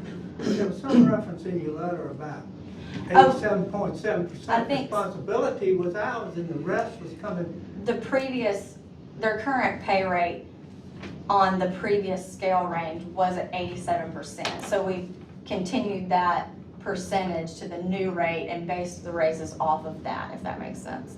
So the new scale range that came in, we moved that 87%. And so where would they be at 87%? Because that's what they were making of the original. 87% of the original salary range. So where would they be at 87% of the new salary range? Gotcha. Yes, sir. Gotcha. Okay. Any further discussion? Well, when these salary increases? That's what they're asking for. Well, Pam was suggesting we wait on that one position until later in the fiscal To year. make the amendment, but you can go ahead and have the authority to do it. We just wait, because you may not need the whole 20 million. Right. I don't anticipate that we'll need the whole 21. So what's happening in October? October or June? Is it October or June? What's that? June 28th. It is, wow. Same as time the last time. Yeah, it's really bad. Congratulations. I feel like you just had one last time we saw I you. feel like that too. So Irish twins, congratulations. Y'all were terrible. But Supervisor Martin. Been too long to that's not my bad. I didn't even hear what you said. So. But you did ask about where they like came. the other day you had. It's every 2 years. It is every 2 years. So we're not every year. I'm sorry. That's okay. That's okay. But back to the AOC. That's right. Look at me back at I'm jealous. charting all this down for Mr. Martin to pay attention. They provided, I don't know if you're interested in looking at this, but it's the AOC provided this to showing the funds that the state has saved based on the intervention courts, and I think this would help answer that question as to why they've appropriated more funds or increased the salary range. Thank you. Yeah. And I'm sorry, I'll have one copy of that. Thank you. All right, so what's the wording of this exactly, Tim? They're asking you to approve the salary increases except for one Pam wants to hold. No, it's just authorizing the salary, and you can authorize to approve the budget amendment, but we won't make that Up budget. to Yeah, up the to max. 21. Up to, because it may not be, right? Yeah, we're not gonna give the 21,000 right now. Gotcha. We're gonna wait till they expend it. Maybe it could just be to see what the excess is at the end of the, because there are certain line items that we're not It'll gonna give get us the to spend authority all to the do the funds. amendment at that time. But what's being requested today is approve these salary increases and to amend the budget. About 300 and some thousand. But that 300 and something thousand, one's from that grant, part of it's from the grant. I'm just making sure it's not more coming out of the general funds after we've already done our whole budget August. The total increase for salaries and fringes for all 6 positions is like $64,409. I just read the letter, I didn't. And then only 21,000, the number for the juvenile intervention court will be the only budget amendment up to that amount. All the others fall within the budgets we currently have that were previously approved. Yes, ma'am. Yes. Does that make sense? Yes, as long as Brittany has it right. Did I make it, or I think we did? Yeah, do we already have a motion and a second on the I'll make table? a We need to make a motion to approve it. I'll make the motion. We have a motion to approve, do we have a second? Second. All those any further discussion? All those in favor say aye. Anyone opposed? Motion carries. Thank you, Val. I'll make sure I get my budget in before Oh, this time. All right, 34, no, Sand Beach, order approving 8 employees to work the following holidays and special events needed for trash pickup and trash disposal. Motion? Motion. Second. All those in favor say aye. Aye. Anyone opposed? Motion carries. Seniors Resources, order approving out-of-state travel as listed below. February 8th, 2023, East Biloxi Senior Center, the Mardi Gras Museum, and Wenzel's Oyster House in Mobile, Alabama. Motion? Motion. Any discussion? All those in favor say aye. Any opposition? Motion carries. 36, order adjudicating approval for out-of-state travel as listed. February 6th, 2023, Woolmarket Prime of Life Senior Center, Lambert's Cafe, and Old Time Pottery Store in Foley, Alabama. Motion? Motion. Second discussion. Why are we adjudicating it? It's February 6th. They probably already. Like did today. It's today. This morning. Oh. Yeah, it's okay, today. gotcha. They probably. They're probably on the Probably way. that's more. If you don't approve it, get on the phone. Turn around. I was just thinking, it's today, but I wouldn't think they probably read this one. All right, we have a motion and a second. Any further discussion? All those in favor say aye. Anyone opposed? Motion carries. 37, we already did that. Madam President, 40, yes, Eric. Mr. Scoville did show up a couple minutes after the hearing. He is in-house. If you want to reopen that, that would be up to y'all's choice. I think we already went through and we voted. That's not customary. Okay. Do you have, Board, do you have? It's up to y'all. Did he have a wreck or something? Was there a reason why he was leaving? I did not talk to him. Somebody told me that he showed up a couple minutes after the hearing. You can call him up and talk to him if you want. He's there, he's still out there. Mr. Scoville? Yes, sir. Here. Go to the board. It's up to y'all. What do you want to do? I was just curious to why you were late. Yeah. No excuse, ma'am, it's just traffic. I should have left sooner. Board, what is your wishes? What is customary? We need to tell him though. Tim, would you tell him how the board voted? The board, because the board denied the appeal, which affirms the denial by the planning commission. They didn't hear any evidence for or against because no one was here.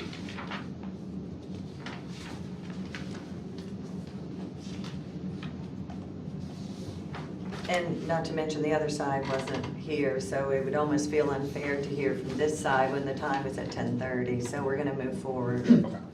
Respectfully, ma'am, I don't believe that there's anybody in opposition to my case. I also received. Well, it would be for the other side, with all due respect, not opposition, it would be for the other side. I'm sorry, I don't understand. The hearing was at 10:30, and we went through the motions, we allowed both sides, and neither was here, so we did already make our vote. Okay. Thank you. The problem is people that could have appeared at 10:30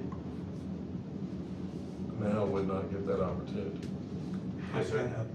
because you missed the time. I have, if it's any consideration, I have signed papers by over half of my subdivision in support of my case. That should have been given to the planning commission.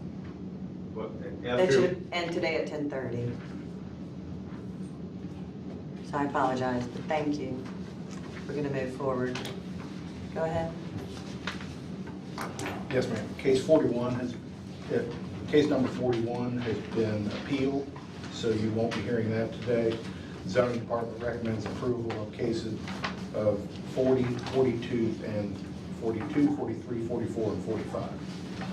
42, 43, 44, and 45. Yes, ma'am. Motion. We have a motion on the floor. Do we have a second? Second. Discussion?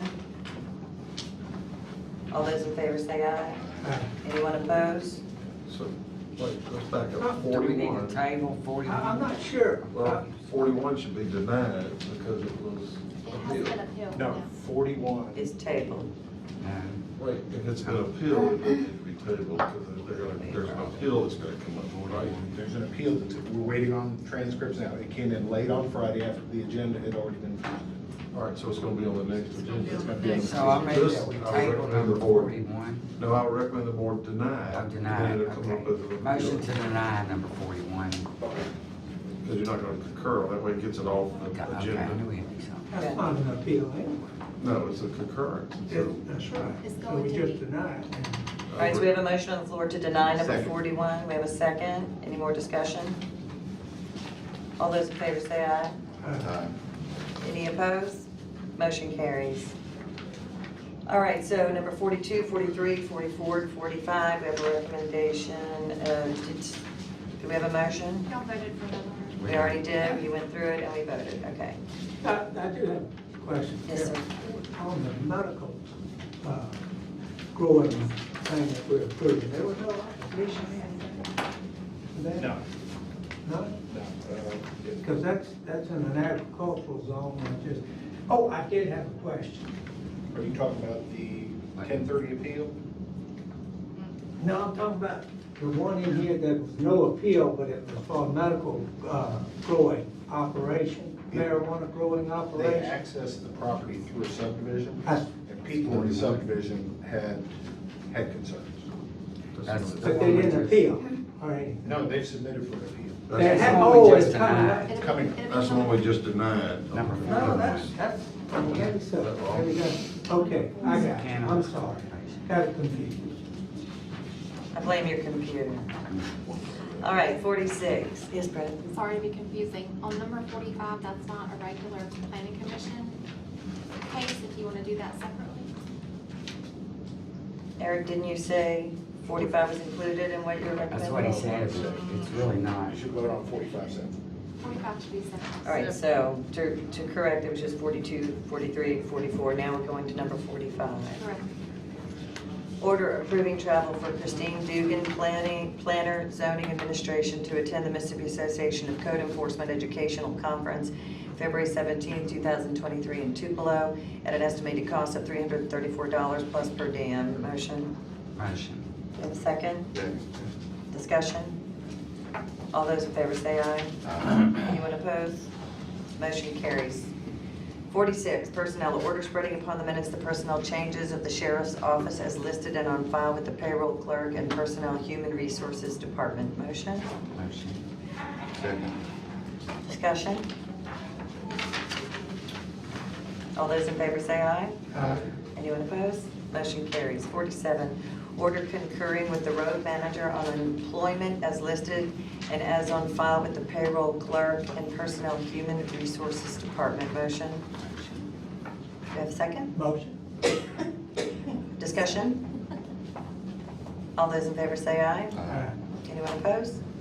Motion carries. 48, order concurring with the county administrator on employment as listed and as on file with the payroll clerk and personnel human resources department. Motion?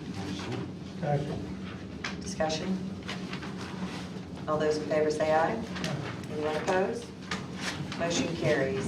49, resolution of the Harris County Board of Supervisors approving and implementing the Harrison County Board of Supervisors 2022 cafeteria plan for a period. Should be 23. Okay, change that. 2023 cafeteria plan for the period beginning January 1st of this year, ending December 31st, 2023, and authorizing board president to execute the same. Motion? Motion. We have a second. Discussion? All those in favor say aye. Anyone opposed? Motion carries. Number 50, order authorizing the board president to execute the SAS Health and Welfare Benefit Plan document and summary plan description. Motion? Motion. Do we have a second? Second. Discussion? All those in favor say aye. Aye. Anyone opposed? Motion carries. 51, order approving payment of claims listed to be paid from the tort account, $3,585 payable to Boyce Hallman Associates on litigation case of H.C. Parker Lamella, civil action number 25CI122CV00692WLK. Motion?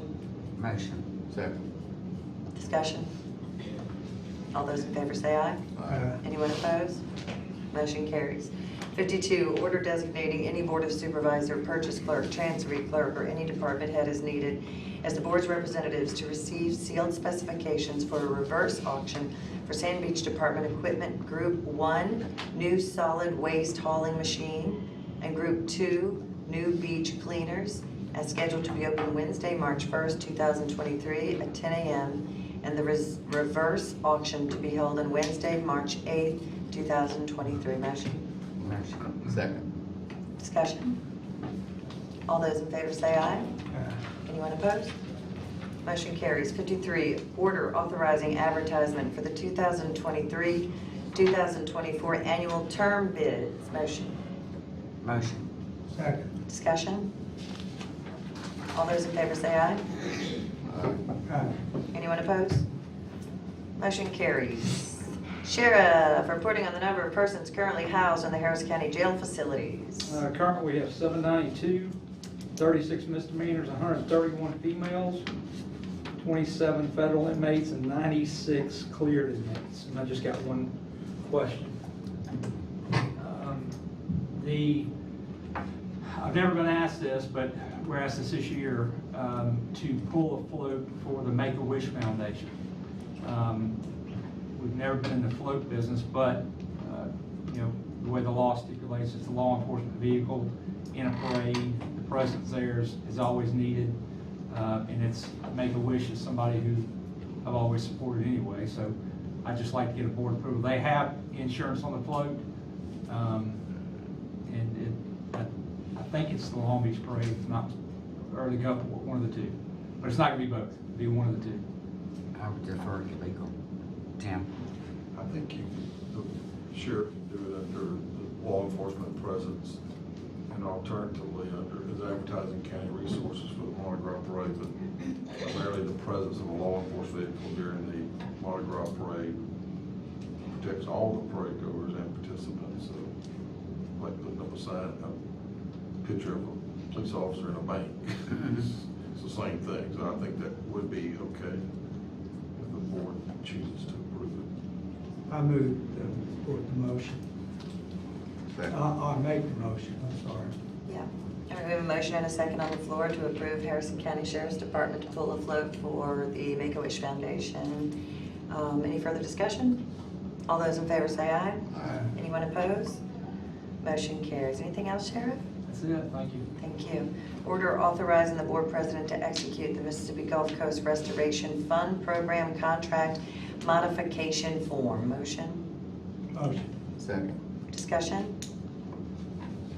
All those in favor say aye. Anyone opposed? Motion carries. 56. What's that on? Order approving the sub-award. Order approving the sub-award agreement between the City of Gulfport, Mississippi. Sub-award. Sub-award between the City of Gulfport and Harrison County pertaining to the Edward Byrne Memorial Justice Assistance Grant, or JAG program for 2022, and authorizing the board president to execute the same. If it was from last year, are we adjudicating?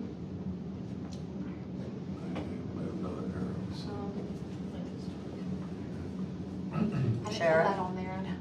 No, this is a yearly, this is something that happens every year. But it says 2022, so I just wondered, Going back. are we adjudicating? Or is it the wrong date? Or is it the wrong date?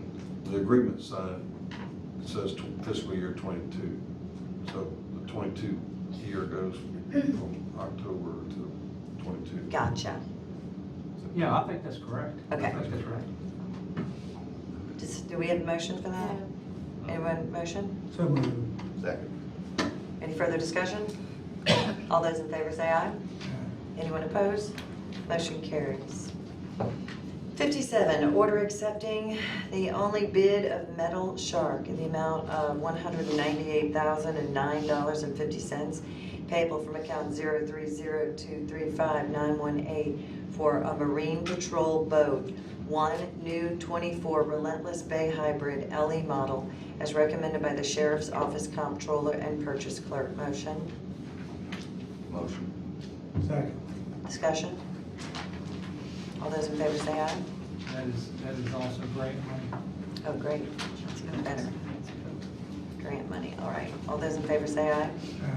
Anyone opposed? Motion carries. Order approving the low quote from H&H Lawn Care in the amount of $9,800 for landscaping at the new Harrison County Law Enforcement Training Academy, payable from 001-200-902. Motion? Motion. Second. Discussion? All those in favor say aye. Aye. Anyone opposed? Motion carries. 59, order approving the purchase of an automated license plate reader system from TCS Ware, Inc.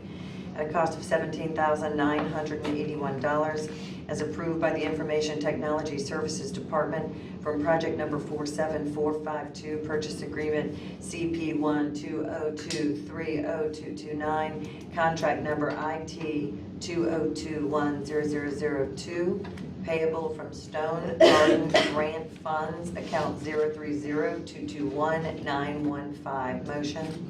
Motion. Second. Any further discussion? Or any discussion? All those in favor say aye. Anyone opposed? Motion carries. Number 60, order approving the sole source purchase from Less Lethal LLC for 4 stun belts with accessories at a cost of $8,623, payable from 115-207-921. Motion? Motion. Second. Second, and that's the same thing, Troy, in reference to sole source. Do other people sell that particular type of thing? No, this is the problem, when it comes into, when you can get sole source letters for equipment, you know, for Tim or for anybody else in the county, but when it comes down to public safety equipment like this, you can't. If the problem that we're having to buy new belts right now is because they quit making the batteries for the old belts. So we had to I've got a guy in Biloxi that's trying to make me batteries that'll fit in this belt, so we don't have to do anything, but he can't make them, so we have to go out and buy them. You can't buy the batteries. You can't buy, they just quit selling batteries. So it's, I mean, then they're 10 years old, but still, you should be able to buy the batteries. But it's, but yes, this is sole source, and that's the only one that makes them. And this letter does say it's sole source. Yeah, this one. But we shouldn't just rely on the letters, On the we have to letter. have some explanation. But you've clearly looked into it. Yes. I mean, I don't know what to do. I don't know You what to looked say. into it? No, you Yes. did. Well, Yeah, purchasing did, I I'm did gonna buy personally, some but yeah, like purchasing did. That's satisfactory. All right, we have a motion and a second. All those in favor say aye. Aye. Anyone opposed? Motion carries. 61, order approving payment to the City of Long Beach Police Department in the amount of $10,421.63 for overtime for the Stone Garden Grant as per grant agreement S21LE024, along with interlocal agreement, bless you, with the City of Long Beach Police Department, payable from account 030-221-440. Motion? Motion. Second. Any further discussion? All those in favor say aye. Aye. Any opposed? Motion carries. 62, order authorizing the replenishment of the transport petty cash in the name Teresa Minton in the amount of $6,083, payable from 001-253-475 to bring the account balance to the approved $10,000. Motion? Motion. Second. Discussion? All those in favor say aye. Anyone opposed? Motion carries. 63, order authorizing the replenishment, did I already say that? No, of petty cash confidential informant. Whoa. Confidential informant account in the name. I didn't realize that when I read it last night. It sounds so top secret. Petty cash confidential informant account in the name of Captain Coley Judy with the criminal investigations in the amount of $1,218, payable from 029215613.0. Motion? Motion. Second. Discussion? All those in favor say aye. If you vote against this, they're gonna send one to your house. Anyone opposed? Motion carries. 64, Order authorizing the sheriff's office to sell one Glock Model 22 serial number UYU453 to retiring Captain Matt Haley for a fee of $1 as allowed by Mississippi Code Section 459131. Motion? Motion. Second. Discussion? All those in favor say aye. Anyone opposed? Motion carries. County Administrator, order approving the application for the 1% wind deductible buy-down for the MNC property schedule and authorizing the board president to execute the same. Motion? Motion. Second. Discussion? Yeah, what is this? That's for our property insurance, the wind part of the buildings that are under the wind insurance annual. You got it in your folders? It's everything except fire or explosion, basically. I didn't know they had non-combustible buildings. We're gonna have to buy one of them. Any further discussion? All those in favor say aye. Aye. Anyone opposed? Motion carries. 66, order approving mileage reimbursement for in-county travel for the following employees. Motion? Motion. Second. Discussion? All those in favor say aye. Anyone opposed? Motion carries. 67, order authorizing disposal of assets per attached list and authorizing the inventory clerk to remove the same from the inventory. Motion? Motion. Second. Discussion? All those in favor say aye. Anyone opposed? Motion carries. 68, order declaring various items as junk as per attached list from the Second Circuit Court District Attorney's Office and authorizing said department to dispose of these assets. Motion? Motion. Second. Discussion? All those in favor say aye. Motion carries. Order approving the public sale agreement with Long Beach Auto Auction, Inc. to conduct the county's auction on April 22nd, 2023, authorizing board president to execute the same. Motion? Motion. Second. Discussion? All those in favor say aye. Motion carries. Anyone opposed? Yeah, motion carries, sorry. Number 70, comptroller, order authorizing reimbursement to the road fund 150000360 in the amount of $1,335.47 for dirt grading work performed in the barns at the fairgrounds, payable from 001-522-581, details attached. Motion? Motion. Second. Discussion? All those in favor say aye. Anyone opposed? Motion carries. 71, order authorizing the interfund loans and repayments per the attached schedule. Motion. Second. Discussion? All those in favor say aye. Anyone opposed? Motion carries. 72, order authorizing the transfer from the road fund 150-900-950 in the amount of $1,000 to the Bucky's Bond Fund. Did I say 1,000? That'd be nice. I'm buying.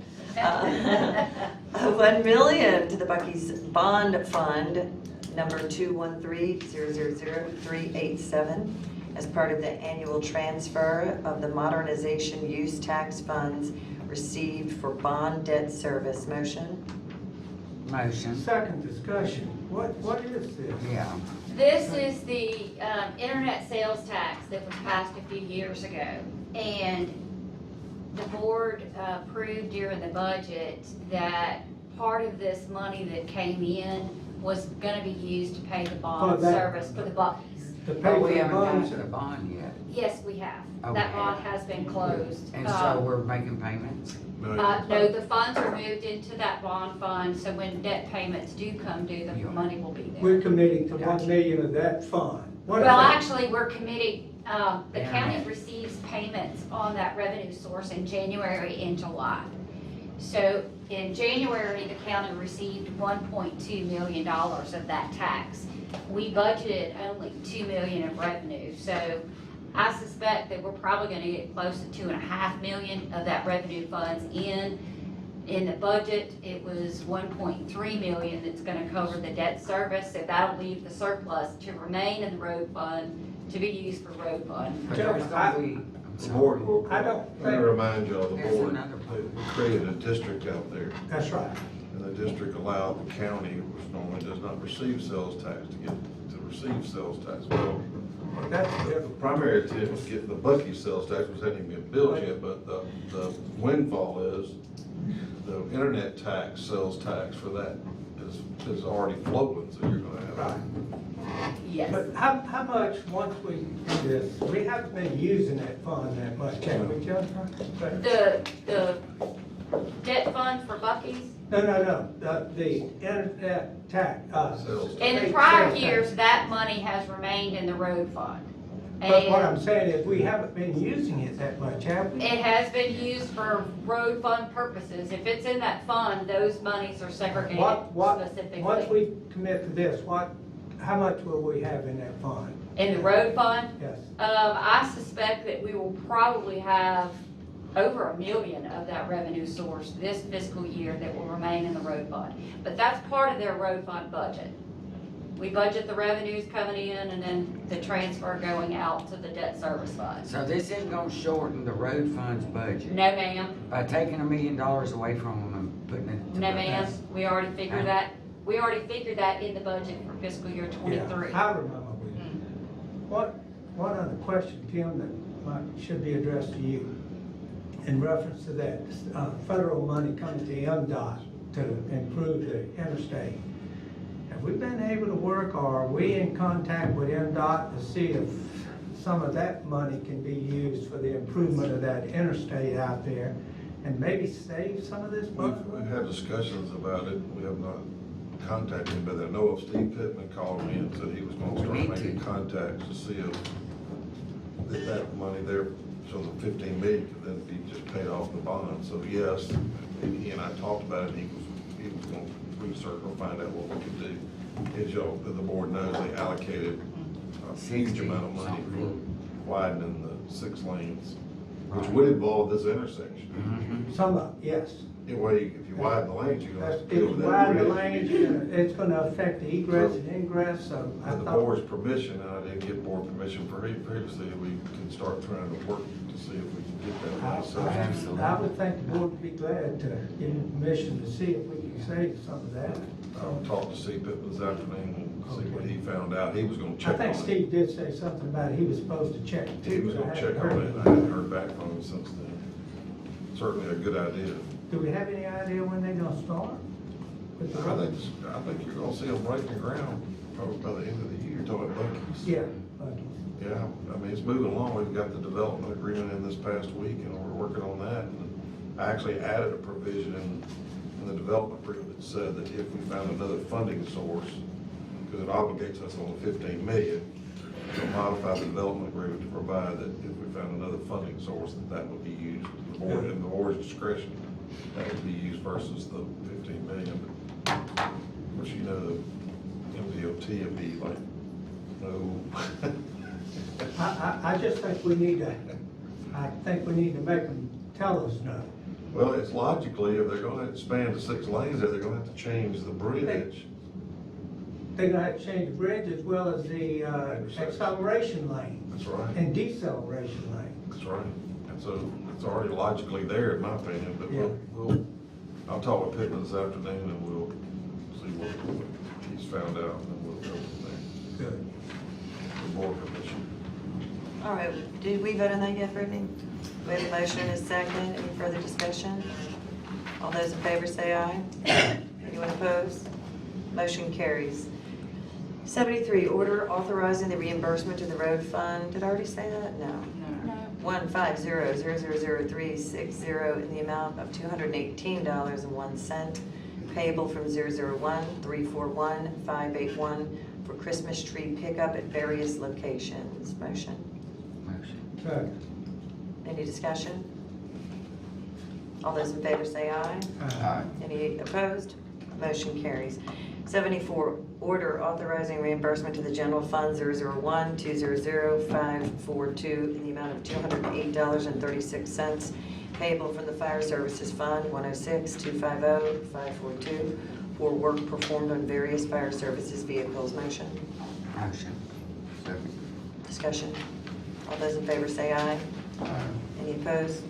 Motion carries. 75, order authorizing the transfer in the amount of $6,847.36 from the $15 million 2018 bond fund 313-900-950 to the 15 million MDB 2004 Fund 307-000-387 as reimbursement of expenditures. Motion? Motion. Second discussion, what do we do? We took money out of, There was a purchase order that was taken out of the 307 fund, and it was more than some of the funds that were allocated to that 307 fund, so we're transferring it from the 2018 bond fund, just to bring the balance to zero. What was from it the for? negative. What was it used for? I don't have the detail in front of me, but I can send an email to you all. Yeah, I'd like to know. Any further discussion? She gonna send us the detail on what it was used for. Okay, other than that?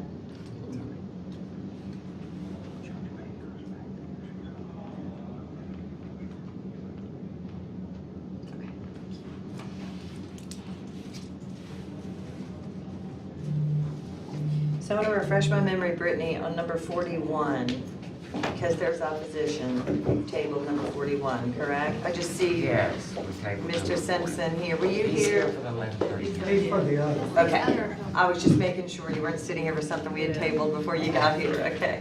His nemesis aren't here yet, though. You can start with that.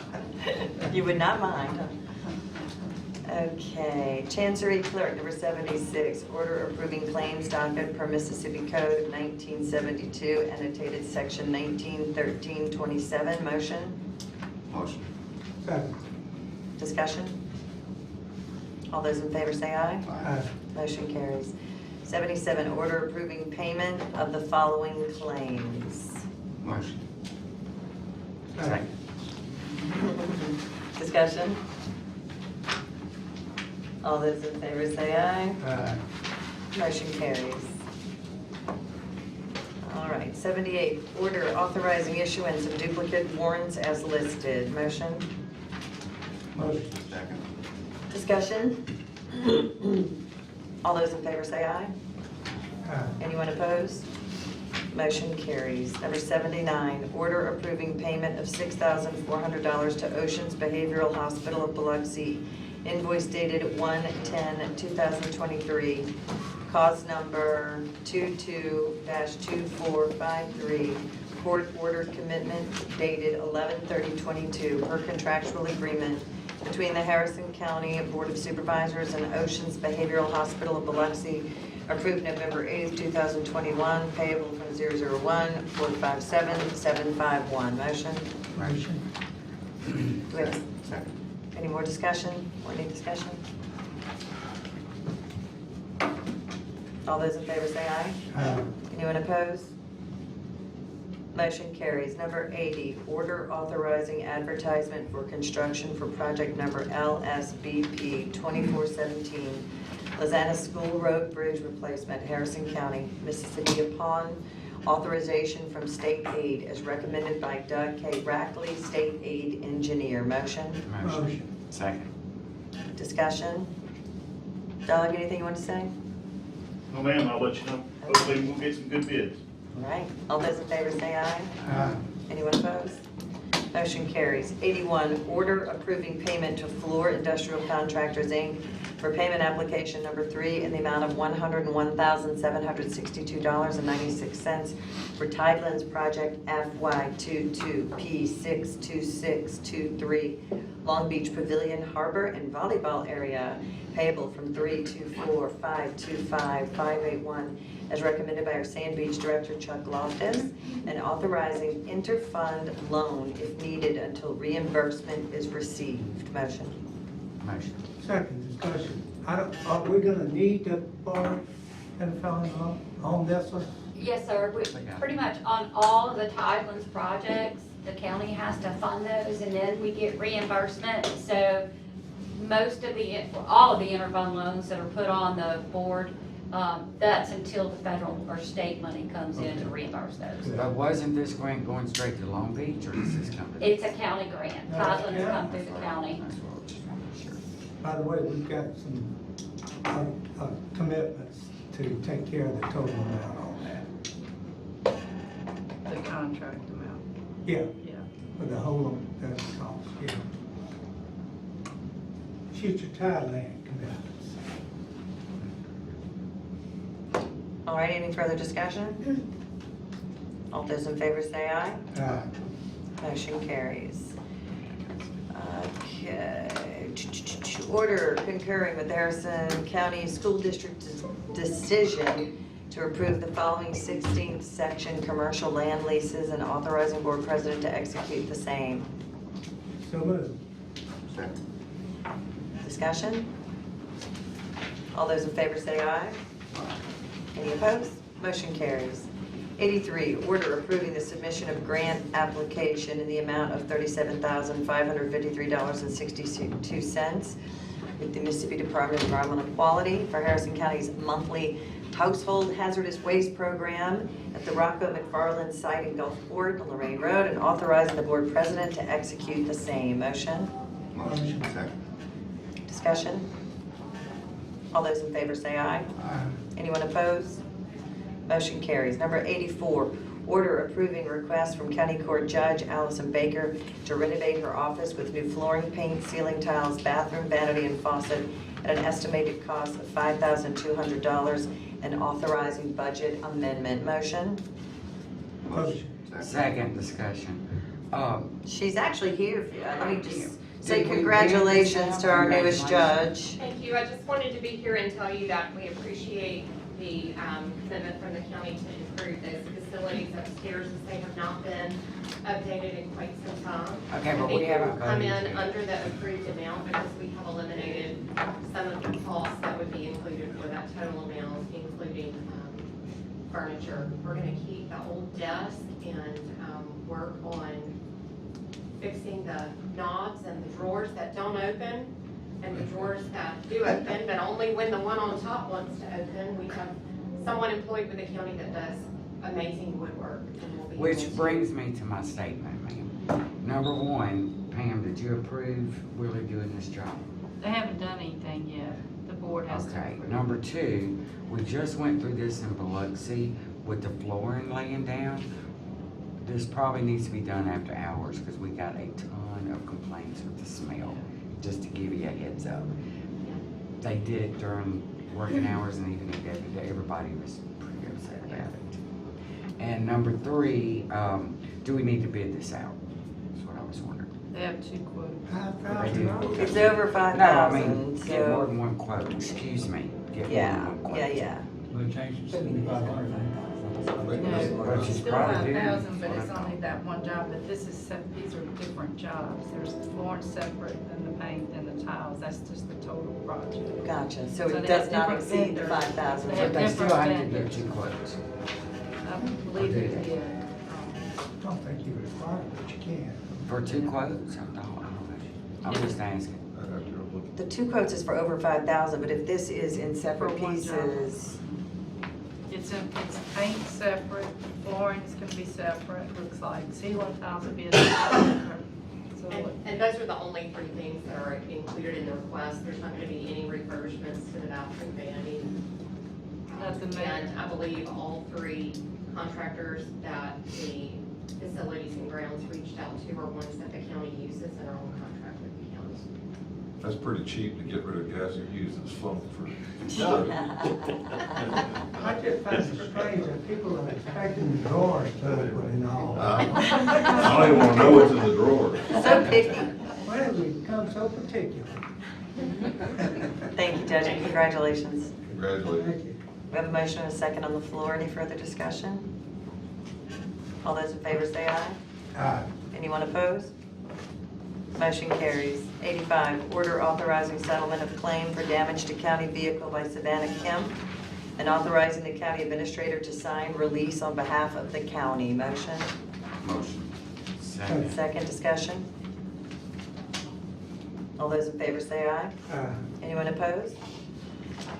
Motion carries. 86, and we're getting ready to have a hearing at 11:30. Let's get through this. Order authorizing the repair and resurfacing of Baycrest Court, Carly Lane, Bay Hill Court, Bayview Lane, Oak Hill Drive, and Spratley Avenue within the city of Biloxi and located in Supervisor Voting District 5 as per the terms of the interlocal governmental cooperation agreement between the city and the county. Motion? Motion. Second. Discussion? And it's 50% reimbursement. All those in favor say aye. Aye. Anyone opposed? Motion carries. 87, authorizing the repair and resurfacing of Eden Place, Paradise Lane, and Big John Road within the city of Biloxi and located in Supervisor Voting District 1 as per the items of the interlocal governmental cooperation agreement between the city and the county. Motion? Motion. Second. All those in favor say aye. Aye. I'm just going to finish these last few. Well, we have more than a few, huh? Should we stop to do the 11:30? Do you want to do that, or should I finish the next three? You have 5 more. We Five? got 5 more. They're not controversial though, right? I don't think We can make a motion. Can we legally do that? I think either party will Both get it, sides are right? okay with it. Go ahead. You're okay? Yeah. Thank you. Okay. All right, so do 86, order approving the waiver of rental fees required. 88, I was looking at it. Approve, I said the wrong thing. Approving the waiver of rental fees for the Pass Christian Police Department to host its annual Christmas party on December 15th, 2023 at the West. Motion. Second. They are really thinking ahead. Lord. Discussion? You got to. Anyway. You have to for that facility. All those in favor say aye. Motion carries. 89, order approving the waiver of rental fees for the Naval Construction Battalion Center Gulfport to host a Navy Environmental Community Forum on February 6, 2023 at the Isaiah Fredericks Community Center. Motion? Second discussion, should this be adjudicated? It's No, it's tonight. tonight. Saying that. Good thinking, Back on the though. day. Any discussion?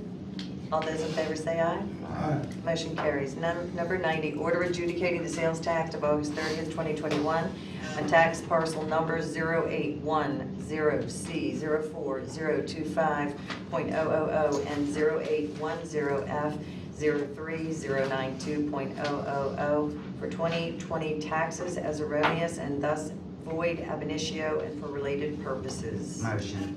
These were sold to the state, so they were exempt, therefore they qualify to have tax sales set aside. Any further discussion? All those in favor say aye. Anyone opposed? Motion carries. 91, order approving installation of street lights as listed. Motion. Second. All those in favor say aye. Aye. Motion carries. 92, order adjudicating and authorizing expenditures as listed as necessary to advertise and bring into favorable notice the opportunities, possibilities, and wonderful resources of beautiful Harrison County, Mississippi, including the county logo being displayed along with link displays to Harrison County online. Madam Chair, maybe I request we take out C for the initial vote and Yes. vote on C separately. All right, so we're voting on A, B, and D of number 92 only. Motion? Motion. Second. Any discussion? All those in favor say aye. Aye. Anyone opposed? Uh, Motion carries. Now we are voting on number C. 92, letter C, $1,000 to Iris Katie Ann Jamison as she competes in the Miss Teen USA pageant to be held March 30th and April 1st of this year in the form of promoting Harrison County as a sponsor. I think she's interested. She's already Miss Harrison. Second. Did somebody make the motion? Motion. Second. This is Mississippi She's Teen. representing Harrison County. I mean, Yeah, that's she- Miss Harrison County. That's She was why- here, yeah, She was here, but she wasn't clear about. that she'll be She promoting got Harrison nervous. County. Well, Aw. she got nervous and didn't want to ask for the. I have Aw. a concern with making the check out her personally, though. That's the question. She should have some ability to put. Do I what? have a question about making the check. I don't know who I made my check out to. I gave her a check too, but Oh, I think I've got the letter at the office. I'll send it to Yeah, I you. just don't- Thought I had It would be given it Miss to Teen Brett. USA pageant. I don't know. I don't I know. guess Don't think so. Yeah, I wouldn't write a check to an individual. to figure Brittany, out I who- sent the letter that she had asked to appear before the board. It was last month. And in there, she may have it. If not, I will get in touch with I her. don't recall it. But she just You got got the nervous letter about in the there, money. Yeah. You have issue, I think you can do it, but I have a question about making a check out to individuals. We'll find out. who would we make it, how I much? don't know, certainly she's got some kind of account maybe She's, where I'm she's. trying to think. It'd have to be an account for it specifically. She's got one, but I don't know the name of it. All right, but we're gonna go ahead and vote on this and move Just forward. All those in favor to support that with $1,000? Or you want to table it, well, let's table it till Monday so we get the. Okay. I withdraw my, Want a table? I don't know. Yeah. I think we need to table and get. Wait this till back. Monday so we get the right information before we vote. Does someone have a substitute motion to table C? Motion to table second. Second. All right, we have a motion and a second. All those in favor say aye. All right, motion carries. All right, our 11:30 hearing. Brittany, tell me the number, please.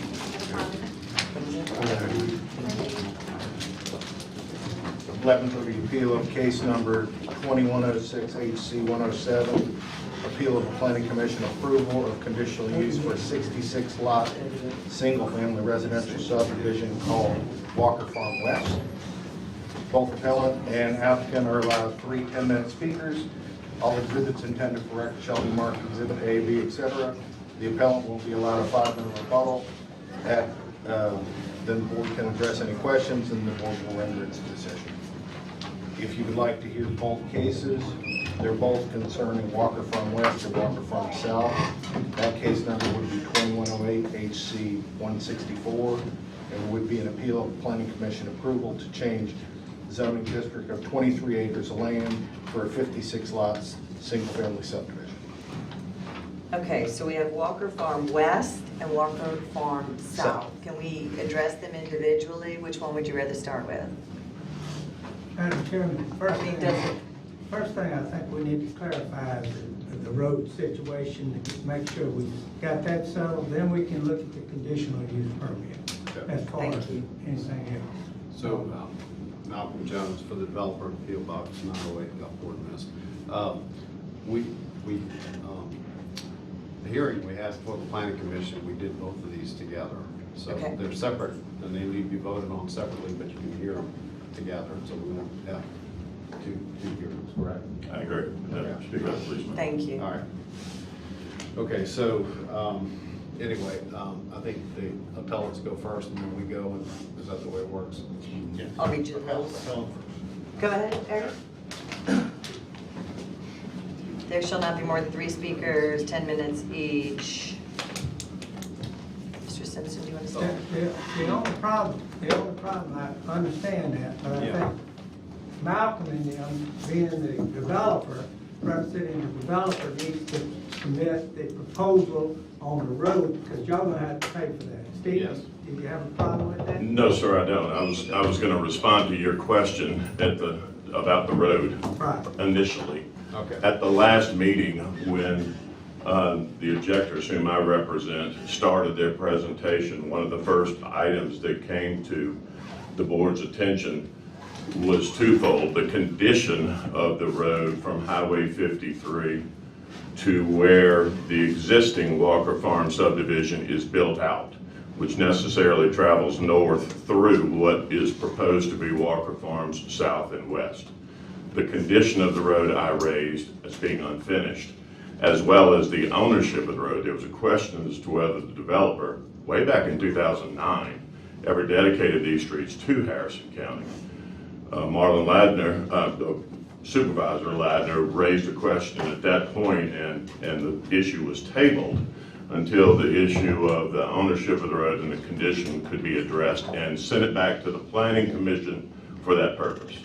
The Planning Commission did whatever they did and has submitted a letter, plan, I suppose they call it, to this board for its consideration as to how to address the road, which I believe includes the developer bearing the cost for it. But with respect to how you want to proceed, I just understood you to ask that question first. So that's my recollection of how we got where we are. That's great. I'd like the developer, Malcolm, Yes. y'all respond to how we gonna get the road situation clear it out of here before we look at the. And then I may respond to that, the road issue. Thank you, sir. We need a timing person. Is Renee not here? Will you do it, Ken? Yeah, we'll just. So you have 30 minutes total. Do you want to take?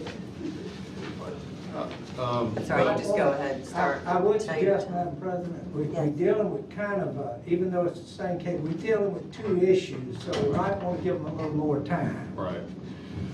I think we can stay within the normal parameters, Teddy. But anyway, so this is Malcolm Jones on behalf of the developer, and as Mr. Simpson pointed out on behalf of the opposition, this did come up before the, by the way, I see Ms. Martin's out. Is she going to be returning? Yeah. I want to make sure. I don't know. I want to make sure that we have enough people to vote on this, I guess. We've got three. Well, we got three now. Okay, all right.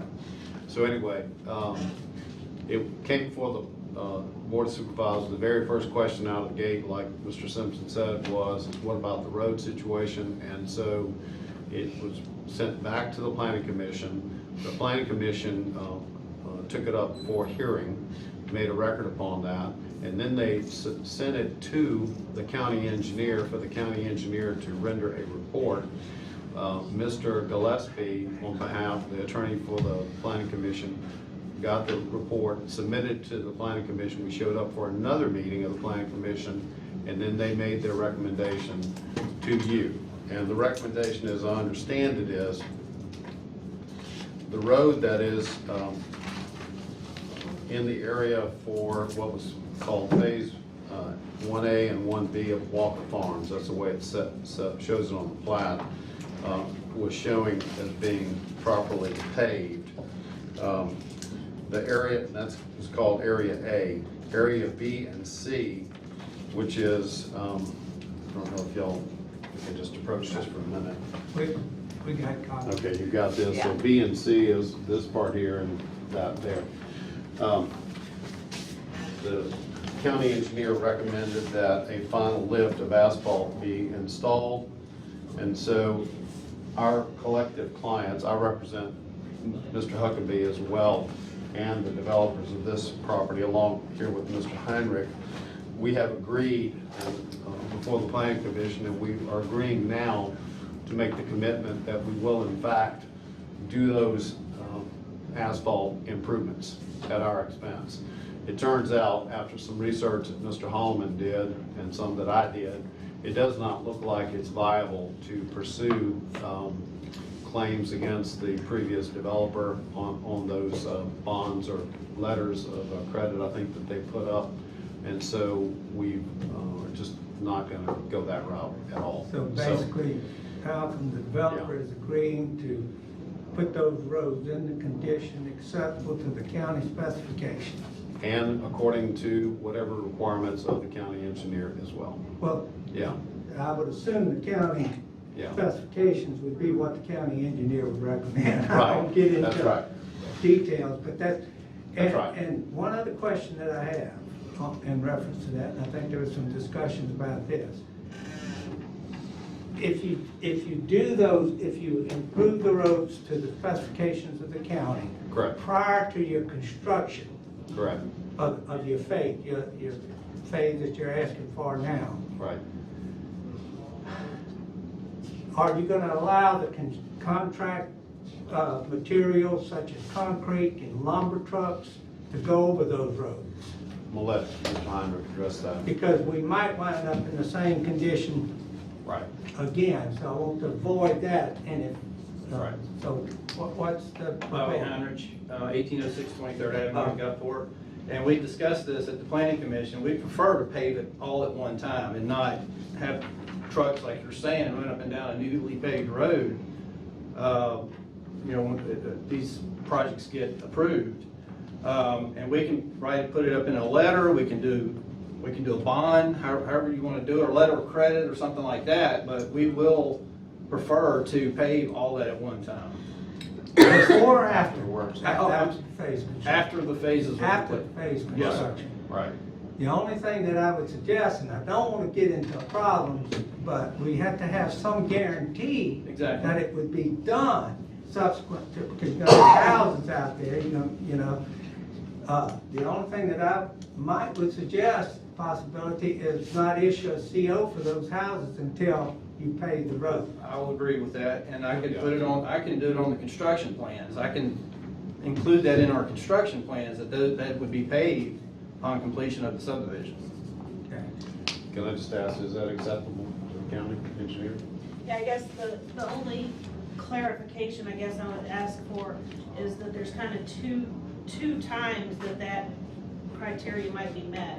So typically when a subdivision is built, so these new areas that we're talking about, you build all the sub-base, base and everything, and then pave the first layer, that's when we issue a plat. Then they are allowed to build homes in there, and when they get to the 80% or more build out, they finish the second layer of asphalt. 80% of it? That's how it's set up right now, and so. By being 80%, you're taking out the heavy trucks coming in. Basically, we're trying to get most of those, and there's heavy trucks in road construction also, so I absolutely would ask that you not pave it before you build the roads of the new part. Right. Because that's gonna be a lot of heavy equipment also. And then there's heavy equipment associated with house building that could also cause damage. So I would just, I personally am fine with either side. One takes more guarantee, one gets it paid sooner. I mean, I think that it would probably make the best final product if we could get the first lift of the new phases done before plat, and then the second lift of everything done simultaneously after the homes are built. That'll get you the best final product, but we're gonna need to make sure that we have the guarantee in place. Well, that's why I was saying the CO would guarantee that. We also have to provide a bond, right? Yeah. And it can Right, but I include- think that in this particular case, that was an issue. I'm all before, so I fine, can see I'm why all the fine board- with the bond, but do we have the bonds to cover the actual cost? We could make Well, that a the- contingency on this one, where that has to Listen, be we've that got amount. bonds we call on, and they don't pay Right. 1/5 of what the actual cost of laying the asphalt. We don't even know what that's gonna cost yet. Agreed. And so if you'd like to make it a condition of this one, that it is the actual cost, I think everybody would probably agree to that. I would have no problem with the bonds if we can do that, actually get what it would actually cost to repair do the road. Right. Who's the developer? There are two developers. Huckabee is the one to the north, and then the one to the west and the south is Richard Baudry. Richard Baudry. Urge the board also to require personal guarantees of the principals of these Yes. developers. So that if they don't do it, they're saying, not only do you go after the bond, but if need be, you go after the individuals so that they stand behind what they're doing. I don't think they would have a problem with that. A letter of credit or something like that is what you're The saying? problem with a letter of credit and or a bond is they take the position you can only go after the letter of credit or the bond. For instance, this letter of credit on this one has long since expired. You can't go after a letter of credit that's expired 10 years ago. So, Whatever you require, whether it be, as I said, individual personal guarantors. guarantees give them skin in the game, I'll call it. to make sure Along they with do the what they're bond. saying. Along with the bond. The Along bond is with just, the amount of the bonds covering what would be an anticipated cost to do those roads. And specifically a personal guarantee, not the LLC, because as you know, LLCs can go bankrupt. Right. go away. Right. Okay. Or If I go might away. add, these homes are gonna be, built, and they're not gonna be able to sell lots without those paved roads and everything like that. I mean, it's just gonna make it happen if that's a guarantee or not. And I understand that. That's happened to us many I know, times. but- We've been burned I wouldn't buy a house either on Exactly. on a dirt road, but they do. But I want the county protected from having to go in there and meet this kind of a problem again. Yes. There was also a question about ownership, whether or not the county owned that. I think since then, Mr. Holloman can tell you that they've got the plats. The roads were accepted by the county. The only question was about who had responsibility for continued maintenance on those roads.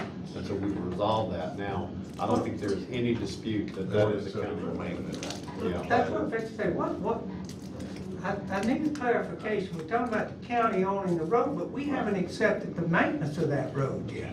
You did actually, when Oh, you we did? accepted the road, you accepted a bond that went along with it, and the bond just So didn't get at taken that care point, we did accept the of. money. You did, right. Okay. All right. That's what I don't wanna happen again, is Right, accept right. something No, and no. don't wind up with And a in road. fairness, I know Mr. Simpson said he wanted to talk about this issue, and then we'll go back to the other one, Okay, right? you've had If 20 I may, minutes. Go ahead. if I may. With respect to the road issue, the ownership issue that Malcolm was talking about was raised last time because the record before the planning commission, there was no evidence that the road had ever been dedicated and the county had an obligation to maintain. At some point, unbeknownst to me, the record was supplemented. I don't know whether by county attorney or by Pat Bonk or whom, but Malcolm is the one who advised me the record had been supplemented and those deeds had been made part of the record. Plats, Plats? plats. At any rate, so I am in a position now of relying on those to say, yeah, the county does have an obligation to maintain them. But one of the complaints that the property owners had back then is still a question I have today. What I'm hearing the owner commit to is to do an asphalt overlay. I hope you will recall that back in when this hearing was before the board, one of the objections and complaints of the property owners to the north that's already built out is that I think it was 122 thereabout proposed new lots and homes were being proposed for conditional use permits in west and south that would essentially all use Walker Farms Road to get on the Highway 53. We'll talk about Shaw Road in a minute, I'm sure. But my point is that road, such as it was constructed by the original developer in 2009. And it was in terrible disrepair from a layman's viewpoint. So the question as to what the developer was going to commit to do necessarily required the county engineer to determine that the substructure, the original road bed, was sufficient. And the homeowners were concerned about them coming in and just agreeing to an inexpensive overlay of asphalt, which is what I'm hearing again today. And if the county engineer is satisfied that the 10-year-old, 12-year-old substructure that's been driven on for 12 years is sufficient for that, then I'm not an engineer, and I'll rely on those representations to the board. But the county has been out there since our last hearing, pouring dirt in some drainage facilities and drainage culverts and things that are collapsing, and then it rains, and the dirt they put out there just sunk back down into the holes. The drainage alongside of those roads, I don't know what's under them, but they continue to sink, and the dirt they're putting out there continues to disappear. So I don't think just saying I'm gonna commit to paying, however much a layer of asphalt is, unless the county tells me that's sufficient, I think those are questions this board should get some assurances That's a on. good question. Jackie, have you had an opportunity to check the sub base? No, sir. And this is the first I'm hearing about the drainage thing, so I'll follow up on that. They've been out there putting dirt in some holes and it just disappears as soon as that When you say rains. putting dirt, holes in the road or on the? No, sir, it's where culverts and drainage used to be that has deteriorated and collapsed. And so they tried to fill them in with dirt, but when it rains, it just silts away somewhere. Presumably in the substructure, it's some piping, I don't know. But it's not as easy as just coming out there with some asphalt, guys, in my opinion. But I'm not an engineer, but I'd like them to answer those questions. This road's being used now. It's been used since 2009. That's the problem.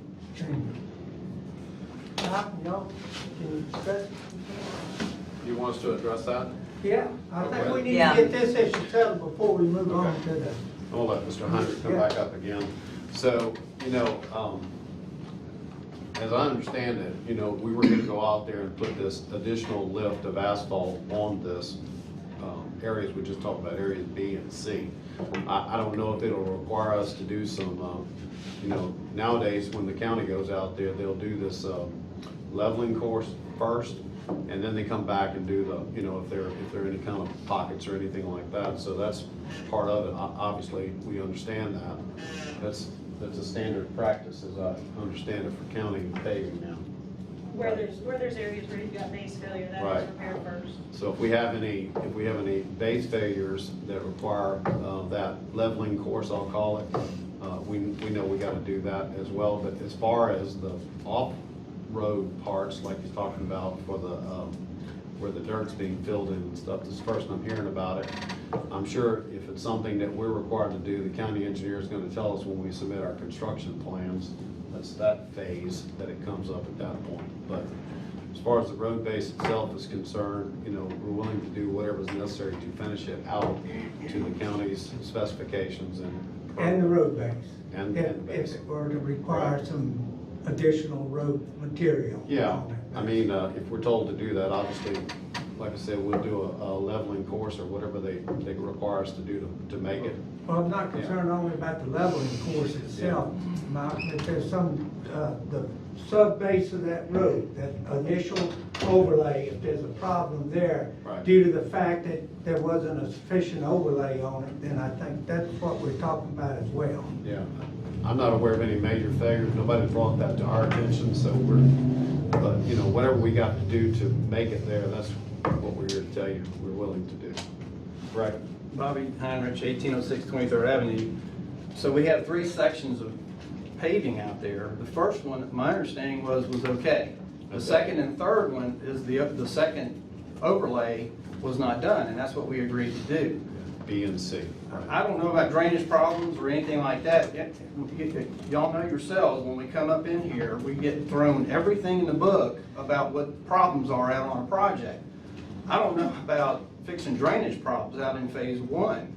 We're committing to overlaying. It's about it's probably gonna be north of $100,000 to overlay those 2 streets. Right. And I've got both developers agreeing to pay for that. So, you know, I just feel like this is just another thing slung at the wall, you know, to try and prolong this project. We agreed to pave, overlay what the previous developer did not do, to overlay sections 2 and 3 of this letter that Mr. Gillespie wrote. B and C, right.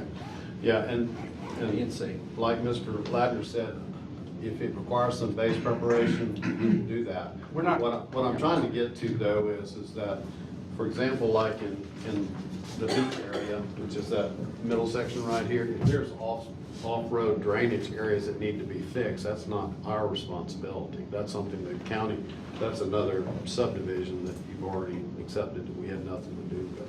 So, okay. Well, I will add, if there's a pothole or if there's a sink or something, we're getting ready to pave. We're not just gonna go pave over a sinkhole. No. We're gonna, you know, if there's anything with that sub base wrong or washing out or anything like that, we'll dig it out, put the right base in it. In all fairness, Tim, you correct me if I'm wrong, we have some responsibility in this deal with that. So the county has some responsibility. And they've been out there. They've already been out there trying to fix it. Mr. Ladner, I mean, the problem is, do you dump 2 more subdivisions onto the problem before you figure out what the problem is and fix it? That's the Yeah. problem. Yeah.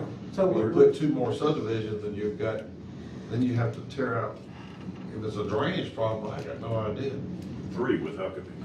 I understand, I mean. Approved already. So I What guess, I'd recommend to the board, I hate to do this to them, but. Tim, please Table don't it say till Monday, table let's this. try to go out there and see what they're talking about. Jackie, could you do it before Monday? That's only 7 days from today. Could you go look at the sub base and You check need to out take Timmy drainage with you. and take Timmy and Raymond? Yeah, I mean, if the road department's been out there doing some of those replacements, I need to know exactly who was there, let's look at it, and we can come up with something to see how extensive it is, because this is the first I've heard that they've actually been out there doing more repairs. And there are 3 different situations, like Malcolm was saying, there's the one section that was completely finished. There's the middle section where the homes exist and the first layer was put in there. And then there's the southern section basically that was never really platted out. And I would expect there's gonna be more work needed in that section. I think they expect it as well, because it was basically developed as an access road to the subdivision. So I think that there's more work expected on that southern portion anyway. But what I'm trying to clear up, and I think what Bobby is saying that he has a little concern about, they don't have any problem with the road. Correct. And if that road is deteriorated and needs some sub-base to it, whatever that is, what you're concerned about is this drainage issue that I Correct. think Steve brought up. That's right. And I think the county has some responsibilities in this for things we permitted and done. Right. So the drainage here, it might be our responsibility. Well, I And think don't it's- put something on us that we're not responsible for, but I believe that What I'm might come back perceiving on here us. is maybe the different way that the words are being used. It sounds like Steve is saying that there's some existing piping associated with the road that has needed some attention, and they've put dirt in there. And then there's drainage in the whole subdivision. I think that's what Bobby is saying. We're not talking about all that. We're talking about the road sections and making sure The that they're. road itself, yes. I would ask them to verify. My clients are telling me that part of the culvert system, which is part of the typical curb and gutter that catches The road stormwater section. drainage, is collapsing, and the county people have been filling with dirt, which then, when you have a rain, just disappears again. The culvert system under the road is I don't know collapsed. where it goes, Ms. Usually, Gladden. usually they're crossings that go under the road or alongside it, and a lot of times if there's dirt that's going in there, there's a joint that's failing. But I would say that's part of the road system that I believe they're saying they're fine with. As long as it's part I of don't that know road. if that's section A, B, or C. Again, we, It's not in the existing built-out section, it's in the proposed B and See, C. B and C. B and West C. and south is what Yeah. I'm calling. The two south, the Yes. two sections. And south. so y'all understand, this is all existing concrete road right now. Talking about laying asphalt over an existing concrete road bed. Well, that's another issue. can you show me where that crossing is? I don't know where it is, but That is I'll get my client. gentlemen, Jackie's saying there's not any concrete. this is what you just. Where's their concrete? I think Walker Farm Road is concrete up to where, they stop. It's all Like asphalt. to me. All last. They're saying. because you can't lay asphalt on concrete. You can, but it doesn't work well. It's Wow. I It feel would- like there is still concrete in Walker I'll Farms, like verify. that touches 53. It's You're all saying asphalt. it is, Sheriff? It's Okay. all It's asphalt. asphalt, and then Okay. there's concrete curb and gutter on the side. Okay. Can I say this, Bobby Heinrich, 1806 23rd Avenue, if that crossing is within B or C, we will cut that out. If it's sucking sand in those pipes, we will relay that. That's another thing that a home builder is not gonna put up with. When you go out there and start building these homes, they're not gonna put up with a bump in the road or whatever. But if it's in those two sections and it's a drainage, we will dig that up, relay that pipe, make sure the joints are set. And yes, before next, if you want to do this next week, yes, within a week, we can look and see if there's any areas that show those indications. I don't wanna do anything in section A. I don't think Well, I that's. guess what I'm saying is I can tell the board if there are issues in A, B, or C, and then y'all can fight that out. Okay. Can we do this though, because and I know sometimes things have to be delayed. Boy, this one's been delayed a lot. Can we go ahead and just finish making our argument today? Because we're here, we're ready, and if you want to go ahead and hold the decision over until next Monday to give her a chance to make her report, then I get that. But I really would like to, let's make our arguments today and be done with this. I agree. You can go forward. Me too. We're here. And the We'll corporate say that order, we don't all want day. her. That's fine, no, I'm good with it. It's your turn. Oh, it's my turn. We're not gonna count any time up to this point, I Sounds like guess. Yeah, it's been 30 minutes total, but y'all have as much time as you need. I'm not Stephen Simpson, 229 DeVries Road, Gulfport, Mississippi, 39. And I guess, if I may, I'm sorry, Your Honor. if I may. Judge Ladner. You're the Your Honor. If I may. Mr. Supervisor. Your objection now to the 10 minutes. conditional use permit will not include the road system until we know. about Yes, sir. it. We've made our Your record argument? at a previous hearing on the road condition. I'm going to reserve any further comment on the road condition until the next meeting after the county gives its report. Good. And it's not only because, as I understand, we're consolidating the conditional use permit and the request for rezoning and conditional use permit for the other section. Is that right, Mr. Jones? Right, so just. One of them requires rezoning and a cut. One of them just requires a cut. Yes, sir. Correct. So the middle part, which is the west, we call the west, the middle subdivision, it does not require a rezoning. It was strictly a conditional use, all right? The part that's to the south was zoned commercial, and we've just asked to downzone it to residential and a conditional use for the subdivision, just so we're clear about that. So when we get to the point where which I guess will have to be next week, Tim, when they'll need to vote on them separately and then make proper findings, because you have additional findings to make when you deal with the rezoner. All right? All right, having cleared that up, the objectors, which I represent there as homeowners in the northern section of Walker Farms Road, which is already built out. A significant, and their objections are those that you have heard. This cases has a long and a complicated procedural history. There have been a number of plats and applications for rezoning and conditional use permits filed. There have been a number of hearings and various rulings from the Planning Commission and the board. There have been appeals of those, and subsequent to appeals, new plats and new applications filed, changing various things that the parties couldn't agree upon and issues that either the Planning Commission or the board raised. So there have been a number of issues and different plats and applications presented to this board. One of them, and one of the complaints of the homeowners is, oh, and let me back up, a significant intervening action by this board makes this project even more offensive to the owners of Walker Farms subdivision that's existing. This board approved a plat, I'm gonna call it Huckabee, which Mr. Malcolm Jones also represents, to the northeast of what is existing Walker Farms. That traffic, and I don't remember how many lots it is, Mr. Jones may can tell you, but that traffic is proposed to come out onto Walker Farms Road. That's their ingress and egress to Highway 53. As I understand the current application before this board for Walker Farms West and South, they would also, Huckabee, also have access to go west through a proposed road to Shaw Road. That Shaw Road exit has been the subject of a lot of discussion and a lot of debate because of traffic concerns and because of the number of wrecks and the dangerous curve in the roadway that exists there. That exit from Walker Farms, the proposed new Walker Farms subdivisions west and south, originally had an exit out onto Shaw Road. There was a lot of debate, a lot of objections. As I understand, a subsequent application took away that road. This third application puts it back in.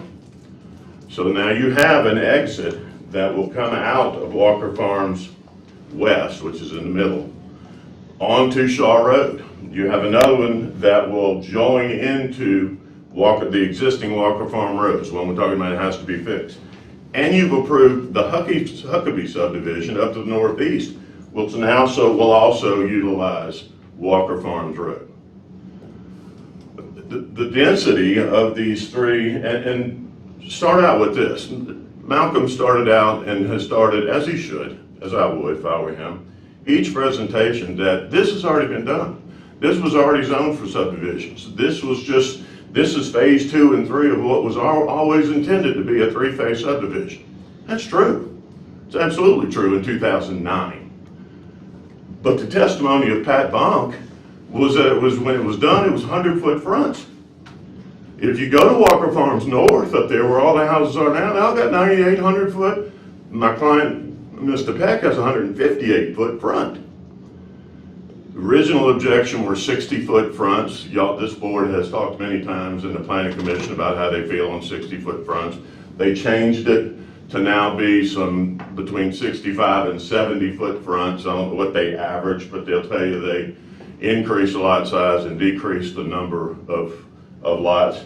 But they are still considerably smaller and inconsistent with the character of the existing Walker Farm subdivision. They're nothing close to 100-foot lots. They're 65, 70, maybe there's some 75. I'll let Malcolm address that. But I think there were 122, the last plat, proposed lots between Walker Farms West and South. I don't know how many were in Huckabee. You can ask Mr. Jones. But all of those will now add to the Walker Farm roads we're talking about in disrepair that needs to be repaired. All of those will utilize that road to get to Highway 53. Or they will use the proposed road out onto Shaw Road.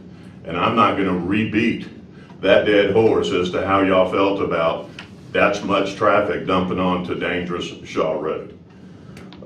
They talk about they've added and gained some right-of-way for an decel road on Highway 53. Maybe they've got a decel lane on Shaw Road. I know you'd like to hear about that. But these folks have talked about an existing subdivision plat that was done in 2000, or plan that was done in 2009, that is completely different from the plan they've got to you today. Completely different. It was never intended to have 122 lots with 70-foot, 65-foot fronts, when everything that was originally built, the developer built 1/3 of it and stopped. Didn't even finish the road, but stopped, but it was 100-foot fronts. So it's completely inconsistent with the character of what was originally approved by the Planning Commission, 100-foot lots for Walker Farms. It's inconsistent with what you just approved for Huckabee. And you take 3 subdivisions now, all dumping on Walker Farms Road or cutting through Walker Farms West. Pure subdivision, no commercial in Walker Farms West. Pure residential to get out to Shaw Road. It's ill-conceived, it's not a good place for this density of a subdivision.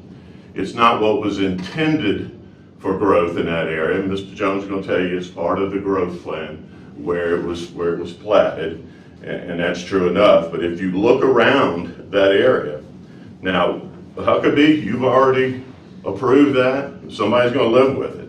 The people in Walker Farms North are going to live with it. They're going to be cutting through Walker Farms North to get to Highway 53. But at least they will also be dumping on to Shaw Road with the problems that exist. So their primary objections have been, like many of these, the density, the size of the lots, incompatibility with the existing lots, the traffic concerns it's going to create for Walker Farms Road, and the danger and traffic concerns it's going to create to dump onto onto Shaw Road.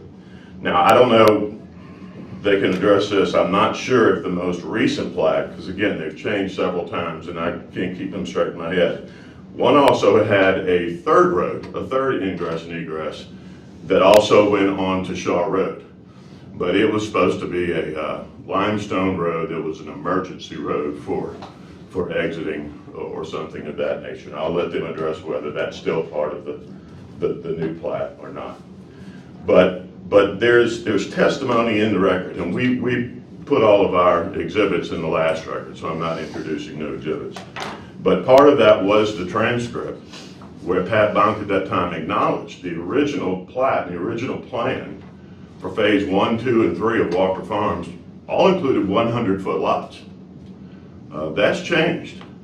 And what's changed is the price of housing, the cost of building, albeit, and so therefore they got smaller and more expensive to get the same profit margin.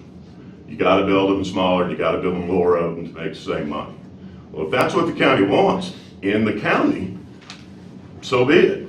But it's incompatible and inconsistent with what you approved in 2009 and what already exists in phase 1. And those homeowners that bought out there thinking Walker Farms was going to be a nice subdivision with 100-foot lots, they're going to drive past 122 new homes that have 65 and 70-foot fronts to get to their house every day. It's not what they bargained for, not what was sold to them in 2009 and 2010. Thank you. Thank you. Can I ask you one question? Sure. Original 2009 plat were 100-foot. Yes, sir. Make sure I was clear on that. According to Pat Bonk. But what we have today, maybe I'll answer this question. What we have today before is that considering the conditional use permit, I thought it was 66 lots. There are 2. One of them has 60 some odd houses, one has 66 and 56. It's Talking about 66 houses or lots? lots. The same The thing. middle one is 66 and the bottom one is 56, right? 112 total. 122. 122 total. But he's Okay. talking Two about total. good size. He means the frontage He's is, talking about used to be the 100, size. now it's 65 feet. Right. Right, Right. which the board, Yeah, he's talking about the lot width, yeah. frontage. You're talking number of lots. Exactly. Were you done? Yes. Any more questions? Thank you. I'm sorry, can I ask one more? just Yes. for the board note? How many lots were in the 2009 subdivision? That were? I think I can tell you, let me. Well, let's not move forward. I think it was in that same testimony Pat gave. Hold on just one second. Got it marked. You talking about the original plat? In 2009. And what was the population in 2000? Mr. Bonk testified, so this property was rezoned in 2007 or 10. It was originally intended to be a separate subdivision, but it was going to connect to Walker Farms.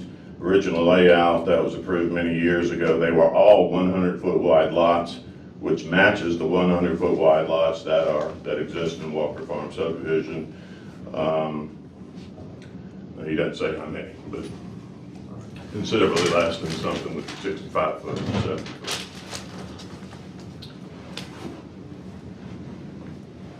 Okay, my turn? Yes, go ahead. So I actually can't say for sure what was done back in 2007 or 9 or 10 or whatever as to what it was platted, out to be, because the only plats that were actually accepted are the ones we have in the record, and they don't show the area that's the west and the south, so I couldn't say for sure, okay, whether or not they were all 100 foot or not. I do recall what Pat said. I think he read straight from the record. Okay, so because this actually includes, and I just want to make sure we say this for the record too, there was a planning commission hearing that actually happened back in January of 2022. It was January 20th of 2022. That's when we first started getting into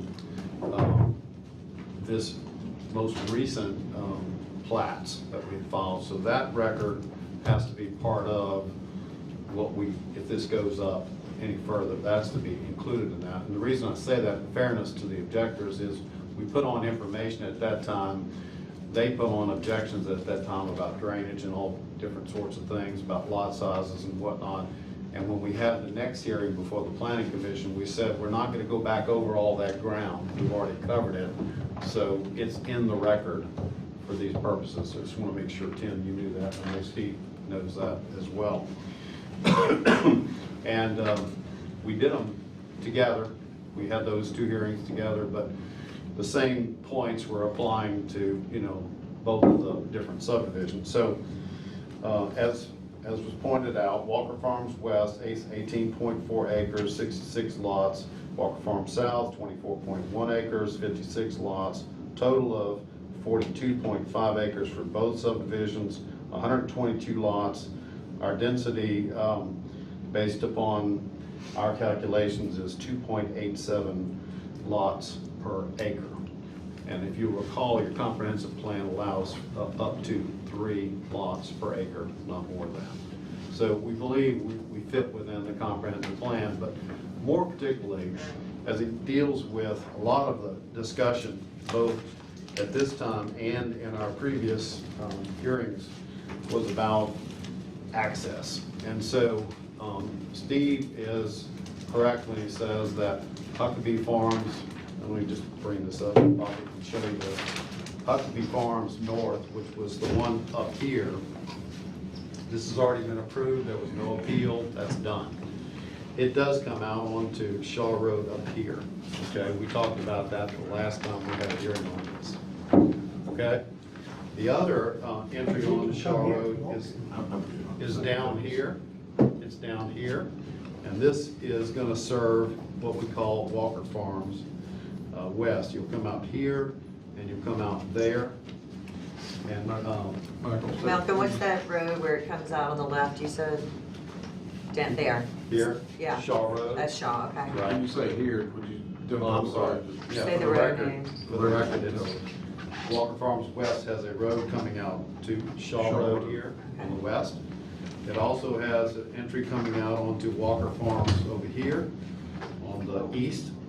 And one of the things that the planning commission had asked us to do originally, it went down and it came down to Walker Farms here at the southeast corner of Walker Farms West. They didn't like that because it came out by this little dog leg right here on Walker Farms Road. So we eliminated that and moved it over, and it comes in a little further south down here through the part that we call Walker Farms South, and it enters onto Walker Farms Road. Now, I tell you all this because we spent a lot of time working on trying to get the access roads right and to try to make it as safe as possible. And I see Sheriff Peterson here, and if you recall, at the last hearing where we talked about Huckabee Farms North, or Walker Farms North up here, we got into the point that we can only do so much. We, the developer, when it comes to trying to resolve the issue of this curve they kept talking about here on Shaw Road and about the danger of the curve and all this kind of stuff. We have done all that we can do. We have put deceleration lanes at the point where you can pull off as you go into the road. We have a deceleration lane up here, we have a deceleration, and I'm pointing up here at the point where Walker Farms North comes into Shaw Road. We put a deceleration lane down here at the point where you go into Walker Farms West. So we have done all that we can do to try to eliminate safety hazards, and I think the sheriff, I believe you talked about this last time, that you saw this and you're aware of this and you don't see this to be an issue as far as traffic is concerned out in the area. That's the best we can do for safety. Well, if you don't know that area, that curve is bad, and the county actually went up and put breaking bumps and highlighted it all with fluorescent taping and cut down trees, the limbs. Right. You know, in my perspective, the only way to fix that is to the county to straighten it out. I mean, there's no other way. The curve is there and it's not going to change, But you have to admit it's better, right? but it's better than it was. Like we've had a lot of deaths right there in that curve, and it goes back to speeds. It goes back to no radar in the county and you can't monitor speeds. Right. So actually the curve is further up here north, you know, the curve he's talking about on Shaw Road, just to let you know, it really affects this part up here, which is Walker Farm North, which we're really not talking about now. But I just want to show you that we didn't just ignore the neighborhood, you know, and the issues about traffic. We tried every way we could to keep changing things to try to make it better. And we did change it several times, like you said, but now we only have two ways out on the Shaw Road. One here coming up on to Shaw Road from Walker Farms West, and another one up here at Walker Farms North. So You have decelerate, what I call turn lanes or we deceleration lanes. We put in, correct, we put in deceleration lanes. Making the right turn on, Correct. but you don't have any kind of traffic control or safety if you're coming south to make that turn. Bobby, can you answer that? You talking about on I'm talking about on Shaw Road, when you're coming south on Shaw Road, if you wanted to turn into your proposed subdivision, that. There's a you turning know, lane. You might have to stop and somebody's coming, so you know. You said if you're coming There's south on some speed Shaw, that the there is no sheriff talking traffic about. signal, there is no stop I mean, sign. Is there a turning lane? There's a turn lane going South, north. There's not. Yeah, we have a turn lane for the northbound traffic, but not for the south. There is no, There's no flashing lights or anything along that stretch. Right. yes, a 2-lane road, so the only way to put a, You'd have to widen the road. yeah, you have to widen the road in that area. To put, Yeah. Right, to handle your, south traffic. Yes. correct, You'd have to widen the road, put in a turn. right. So anyway, and But it's not one in this proposal, is what I'm saying. that's right. Is it right, Bob? No, sir. No, there is not. And we weren't requested to do that either from county engineering or from anybody else for that matter, not even from the planning commission. So anyway, back to the other points that they made. Another one, as I said, was about density. You know, Mr.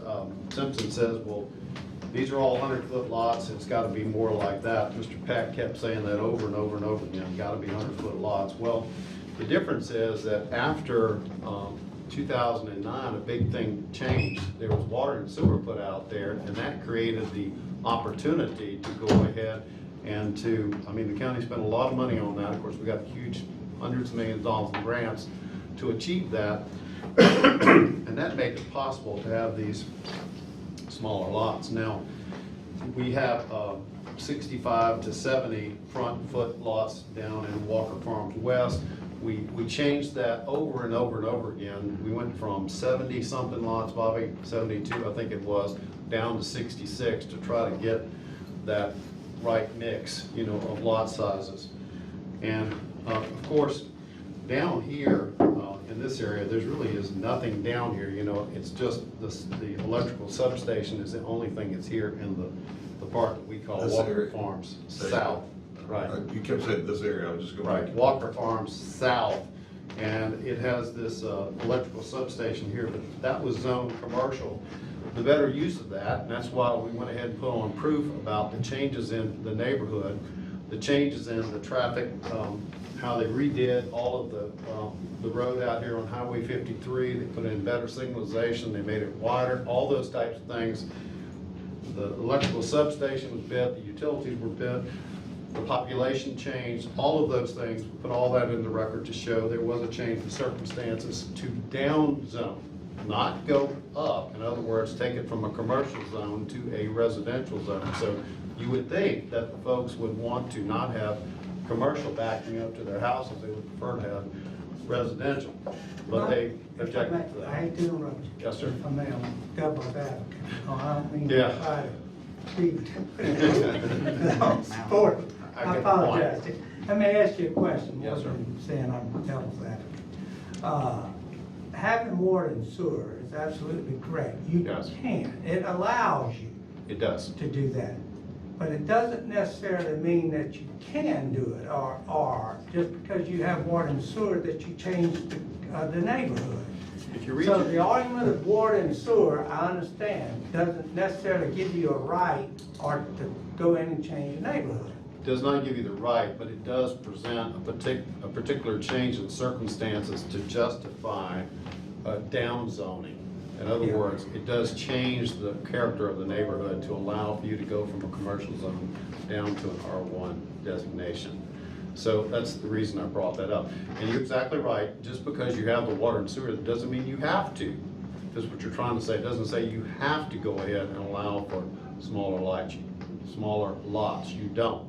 But, you know, it does permit it. Now, we've gotten our will serve letters put in the record. We got an updated letter from Riverbend Utilities to say that all this can be served, both water and sewer and all that sort of thing. So he's not talked about that. I'm not really going to go into that issue.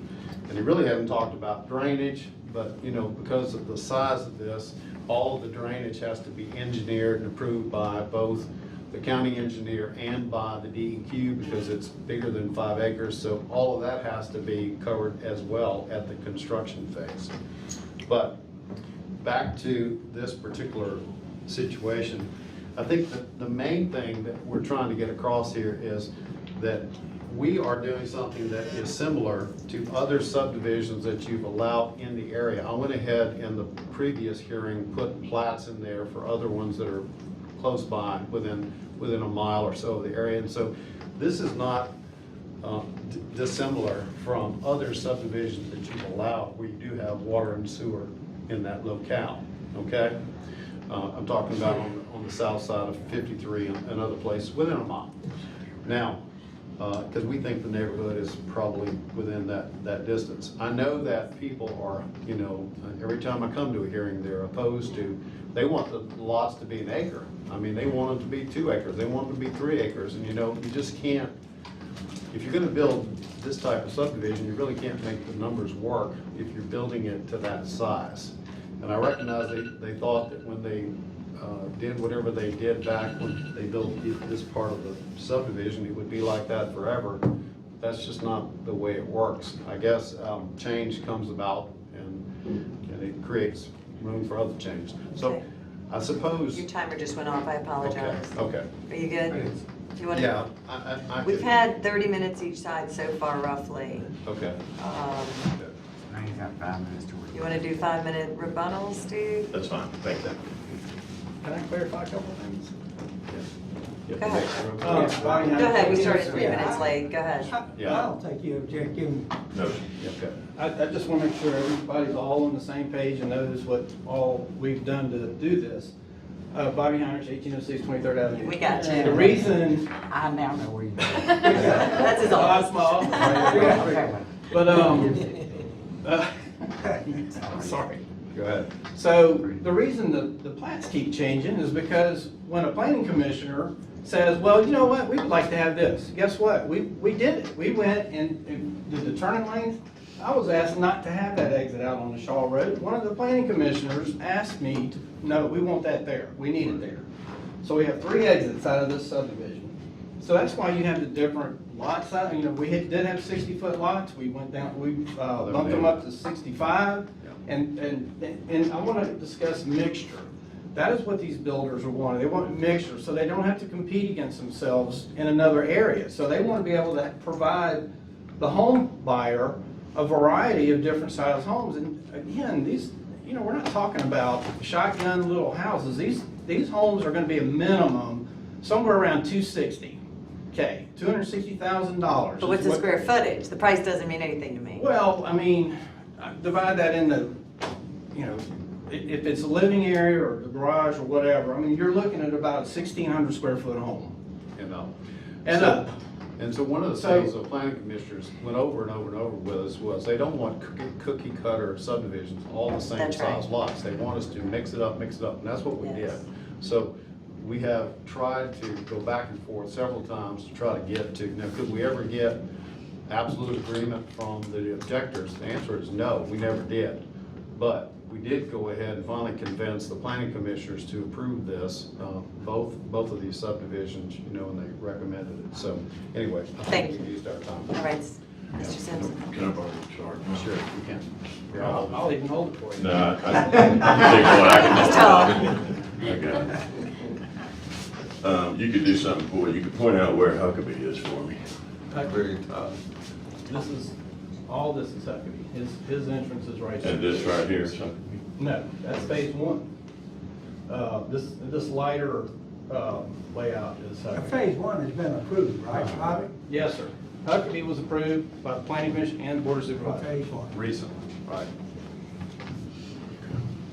So you got it there. Yeah, these are all here. This is the north road going out to Shaw. That exist already?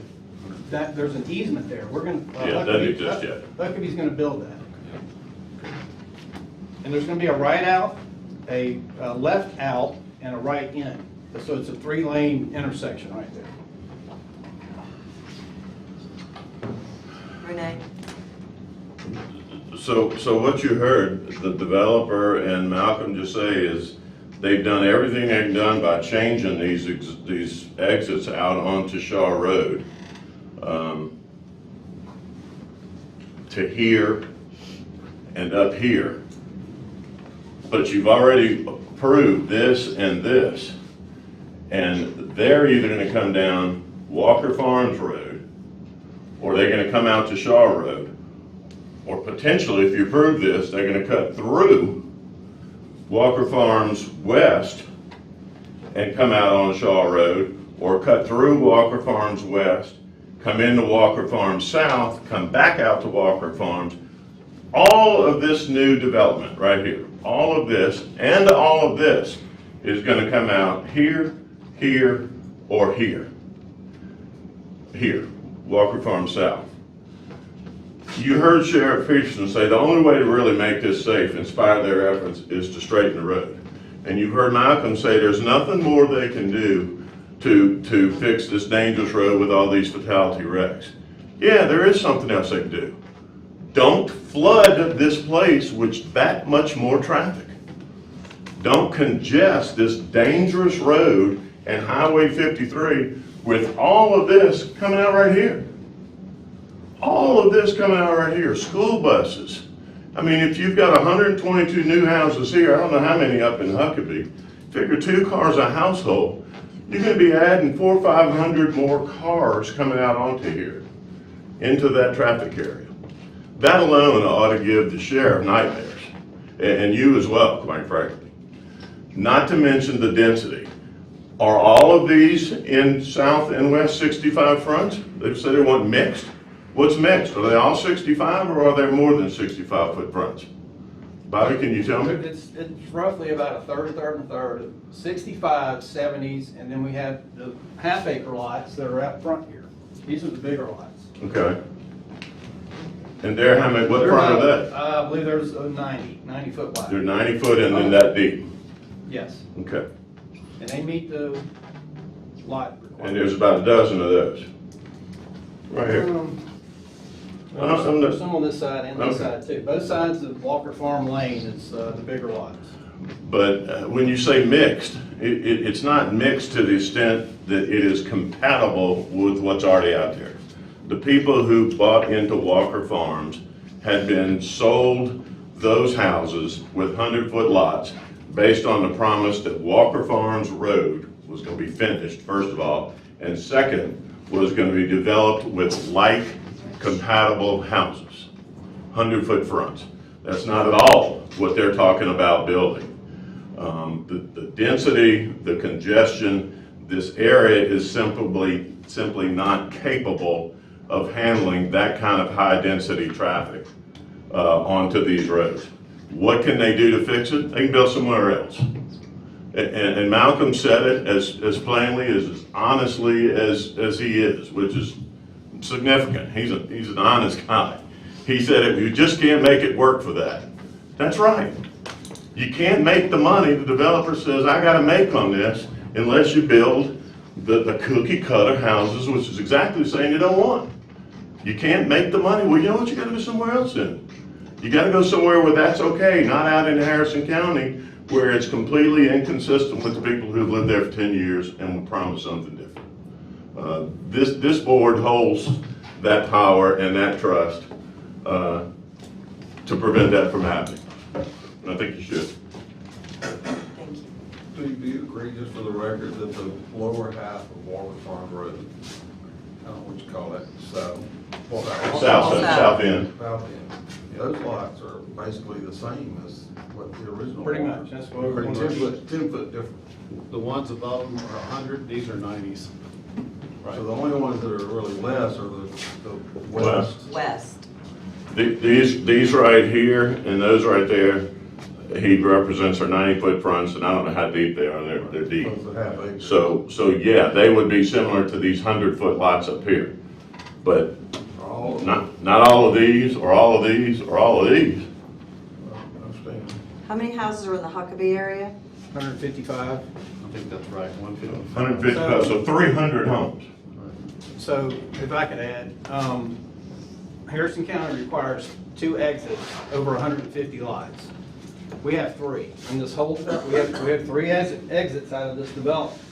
And I want to talk about, these people were promised all this. Probably most of those people weren't even there, but that's just my guess. But back then, conditional use, I don't even think conditional use was even adopted back then. I can't remember what it was, what year that was, but even if it was a conditional use approval for that layout for Walker Farm and nobody did anything to that property, you'd have to go back through the planning commission. So conditional use only lasts 8 months, my understanding, if nothing's done. So and that's the rule now. So I don't think conditional use was, now that guy had a different plan, whatever, we had nothing to do with that. You know, they were promised this and promised that. You know, he promised, you know, there was a promise about paving the road. He didn't do that. So the promises, you know, were going to be put in writing this time. So, but anyway, I just want to make sure everybody understands conditional use and the way that these layouts were changed. It was because we were requesting to make changes. Excuse me, thank you. Do we need to vote separately on the west and the south, Tim? I think you're gonna we're gonna wait till Monday's meeting to find out about the road. I make a motion to deny the appeal. You go ahead and make the motion. I've made it, I just made it, to deny the appeal. So here's the thing. Mr. Jones, I don't think you can Wait, interrupt in the yeah, we middle of can't the motion. speak after that. We have a motion on the floor. Do we have a second? Okay, go ahead. You want a second discussion? Just for discussion, so you won't be out of line. Somebody Oh, gotcha. Tim, we can vote on this now, and would we, and then we'll do a different one, and then they will attach that for Jackie, for engineer to go? If her motion fails, If it Tim, fails. then we can take it up again Monday. Well, the road would be dealt with separately if you're gonna deal with it. Ultimately, the appeal was, I mean, The the question subdivision was granted. is, the motion is to deny The denial of the the appeal appeal would as approve the written subdivision. on the agenda. Deny On the agenda, and you would not as be written on considering the the agenda. road as part of that. In other That's words, not you part of didn't my have it, motion. so- I know that. so- She made a motion to deny appeal. That was my motion. sorry, sir. I think Ken second. On a discussion, if you deny the appeal, that's the citizens out there, Steve representing. And that's what your motion is, Beverly? Yes. If we deny the appeal today, then we're kind of taking the hammer out from Malcolm and them in reference to the road.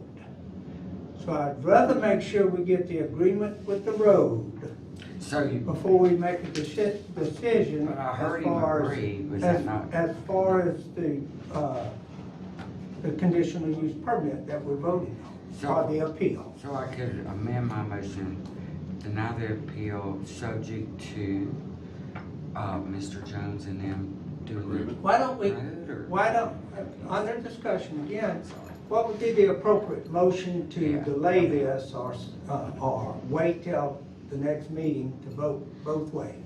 Substitute motion to table it until the next meeting to get the information about the road. That's what I would do. I'd make I a would second substitute that. motion to table it until next meeting. Pardon? Steve? Until the report's received from the county. Yeah, that's what I'm waiting for. Yeah. That's what- Before we So is make it, any decision for both parties. I think the board doesn't want to kick it too far down the road, so the next meeting is the motion. I think that's why Malcolm wanted to make the argument today. I did, yes. And so Monday, we'll talk about the road, and once we get the road issue settled, then we'll vote whether to deny the appeal. So we have a substitute motion on the floor to wait until Monday to get the report from our county engineer and vote on both subject matters then. That's fine. That's my Do we motion. have a second? Yes, sir. All right, all those in favor say aye. Aye. Aye. All those opposed? Motion carries. Thank you. See you Monday. And the other one as well. Well, no, that substitute motion did away with that. I think that would be for That's both. on both sides. Substitute motion, take the Yeah. precedence over. You want to do that? Consider them together. Yeah. So you're on, be on Mondays, call back up on Monday. Yes, and that's Biloxi, right? Yes. I was gonna say, do you want me there Monday? Okay, What time Monday, if I'm in? What time should we? What time you want to hear Monday, Madam Well, we're gonna President? have a hearing, we just had the hearing, on. Well, no, 10:30 or we're gonna have a 11:30. discussion or. So they won't have to on be the there at road. 9:30. Yeah, we What time do they need to? want to do just 9:30, so we can do it at the beginning, so you don't have to I wait. suggest do it at All 9:30. right, 9:30 See you in Biloxi Monday at 9:30. in Biloxi. Yeah. Thank I you, don't know if Malcolm. Steve heard that or I'll not. make sure it gets to work. Thank you. Can we try, no, just kidding. He's my neighbor, we left at the same Jackie, time. you gonna get some information on that? Like immediately. Get it to us Friday. Well, I've been messaging with Tim, he's finding out who's done any repair work, and we'll set something up in the next day or two to go look at it together. Do it tomorrow. Thank you. Yeah, Because we need this by Friday, so that we can decide. this thing Monday. This is crazy. This has been going on for 2 years. Yeah. All right, Mr. Holloman, do you have anything? I don't think unless the board has any questions, I don't think we have anything. What? Oh, I'm sorry. Ceasefire has a lease proposed for the Mardi Gras parades. They wanted to move in a week early, so we need authority of the board to allow them to move onto the property. But their lease is only for a week, so now they're doubling their lease for, They're doubling, but they're saying they got so much going on, they got a lack of people to do it, so they need to put it there a week early, so why don't we just charge them for 2 week lease as They opposed didn't to? ask to be charged with They it. didn't. Well, they're not gonna ask. I'm suggesting They thought we were gonna be that we nice. charge them for 2 weeks. I don't think we were charging can't for believe 1 they week. would never We be were, charged. I thought it was like a public service They thing. just said they need to move it because they have lack of employees, so So they. basically, they're doubling their lease for the same price, Is that right? right?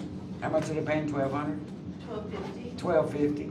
So now they're getting 2 weeks for $12.50 instead of 1 week, yeah, that's what I thought. So tell them for another $12.50. That's what I Yeah. say, tell them for another $12.50, they can move on. That's in. fair. We need an order What y'all think? approving the extension of the lease for an additional week at $12.50. I'll make that motion for another $12.50. Okay. Well, maybe They not. we got have a plenty of second? money. I paid my bill. Yeah, they do. I pay mine too, I don't want an extra year's lease but for the year. I got AT&T, I forgot. Do we have I a, paid we my have a house bill. motion on the floor to charge them $12.50 for a second week and allow ceasefire to prep early? Yeah.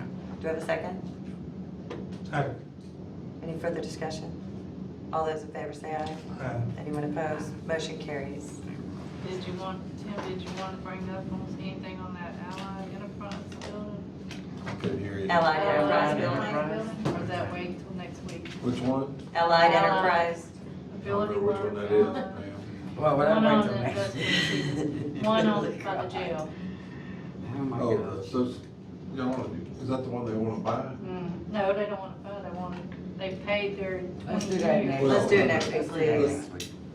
Obviously, the next. We've had a long day. You need time to. I don't mind, we can wait till Monday, I can tell you that so you can be thinking about it. Okay. There's a building that's built out on the seaway, next to the jail. And it's not, it's a disability, whatever it is, they came and asked the board to build them a building, and they leased it for the last 20-something years. And then we did a bond issue, the board did a bond issue and paid for the building. In that lease agreement, there is a provision that says, at the end of the term of this lease, the property shall revert to the lessee, which will be the state. Some corporation the state has that does disability. Well, that's very unusual. You don't, when property reverts, the lease, when it reverts back to the owner. To the leaseholder. So they asked for the building to be sold, and they transferred to them free. And so I researched it. They gave our building. It was approved by the board. We first couldn't find it, but eventually Henrietta found it. Give Henrietta credit for finding it.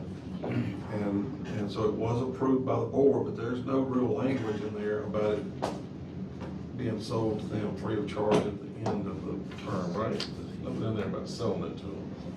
The only thing about them getting the property at the end of the term of the lease is this typed in provision. It's added to the lease, like somebody typed it in there. It's not initialed or anything. It says at the end of the lease, the property shall revert to the lessee. They gave an affidavit by Mr. McMillan, who was in charge of them back then, where he appeared before the board, and the board agreed that that's what they would do. And their position is they paid for the building by paying for lease payments for the last 20-something years, and now they want the building. But they didn't pay. Is They there didn't a pay. recommended approving that Not addition to that lease? No, but it is spread on the minutes. Oh, it is spread on the But minutes. But what does it mean? Right Is the now, problem. same lot for the last Yeah, the 20 years. lease, we did find that it was spread on the minutes. I'm talking about the addition that you're talking about, the type in, Yes. that's spread on the It was minutes too? Yes, yes, it has that provision in it, but whatever that means. So I guess just be thinking about it, then we can talk Okay. about it the next meeting. I'll send those documents to When y'all. you say whatever that means, if it states that out at the end of the lease period, They own it goes to the state, I don't see what that means, goes to the state. It says it reverts to the Reverts? lessee. Which is us. Revert usually refers to, in the law, if I Goes back. sell you property, and I have a provision in there that says if you Okay. do something, it reverts back to But me. the They word- never had title, so it can't revert to them. Right. It should have been, I assume they wanted it to be a lease purchase agreement. And it's not, it doesn't ever mention lease purchase. But the Okay, thank property you. Can wasn't we- part of that, the property wasn't part of that lease agreement. Again, the Just the property was building. not part of the lease agreement. All right, thank you. Tell them come You'll get give the us the building information? and sell it. Huh? You'll give us information before I'll next send week? you all We the need documents so you legal can advice look on at it. them and see what I'm talking about. All right, thank you. Anything else, Tim? That's all I have. Dr. Ladner? I can't think of anything. Okay. You good, Ken? I'm good. I've been getting a lot more calls about Pelican again. Pam, what's the latest? Can we ask them to come and talk to us or give us numbers? I've had 2 more just last week about Pelican not picking up debris allegedly. Let me tell you about Pelican, okay? Doug might have been at the meeting, Jackie, I know was that week when I talked about Pelican and told them, we just issued a new contract, Pelican. Okay. And we've had some discussions about that. The problem that we experience, and I don't know if that's what you're talking about, is that people cannot get in touch with Pelican. Or they call and the secretary says, I'll pass the message, and nothing gets done. And what is happening is, I know in my case, and I'm sure in your case, y'all's cases, your secretaries that are answering that phone are becoming Pelican's secretary. Yeah. And somebody has, then we're calling Pelican. So Pelican, once the county, representatives of the county calls Pelican, they usually respond. But the problem is that the citizens out there are calling Pelican, they don't get anything, they call the county calls Pelican, and they react. And I've told them we're tired of that. Yes. So what do we do? And they're supposed to have taken care of that.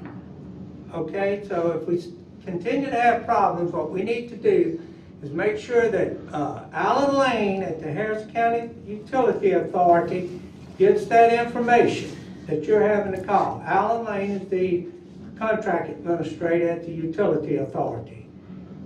Okay. I always send him an email and then he I goes do out and too, shakes that's it what So up. as a record. Sends it back to me, so we Yeah, have but we You shouldn't know? be the middleman, we're paying them I good know. money, or, I mean, So authority. we've had our problems with Pelican, I know y'all have, we've all had this problem, and if this thing continues, we're gonna have to have some serious discussions with them. Okay. All right, well, that was all for me. Supervisor I Martin? got two nice things.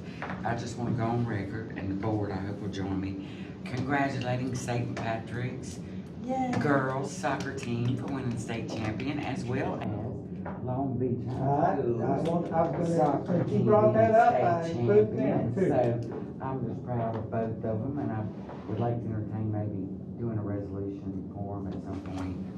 Sure. Doesn't have to be St. today, Patrick in the Long Beach. and Long Beach, so Bay High, but they're different counties, so I congratulate them too, but I really would like to do something for this. Yeah, This is a what's big in the deal. county. It is. This is a big deal, yeah, so that was the main thing, and then I have something for next week. Some correspondence I'll share with y'all about one more. Look up for it, but I'll bring it up next week. I bet that's the same correspondence I got Maybe so, from a gentleman. yeah. I said, I can get, yeah. I've turned that over to the board. Okay, cause Hospital board I've had three more very if similar. you got some more, we need to know about it. Yeah, I think we need to talk about it. I'm sorry, Pam. No, what were you that's, saying? last time we had get that salary information that I provided for y'all, I didn't know if y'all wanted to discuss that. Oh, Oh, the salary, yeah, so those I'm, two reports I sent y'all. yeah, and I think they looked good. I'm going back one more time to try to help our road department and engineer. I just still would like to entertain bringing them up to the minimum standards. The fairgrounds and the recreation, according to the salary survey that we got back, are in line. Okay, good. That's what we got back. Recreation is not. Recreation is a little below it. Listen, when you compare recreation, the real comparison, if you look at recreation, would probably be an athletic director at the schools. Bobby has all kind of fields that he has to deal with, and we're bringing on two others. But how many employees? Because you know the road department's got like 100 and some employees.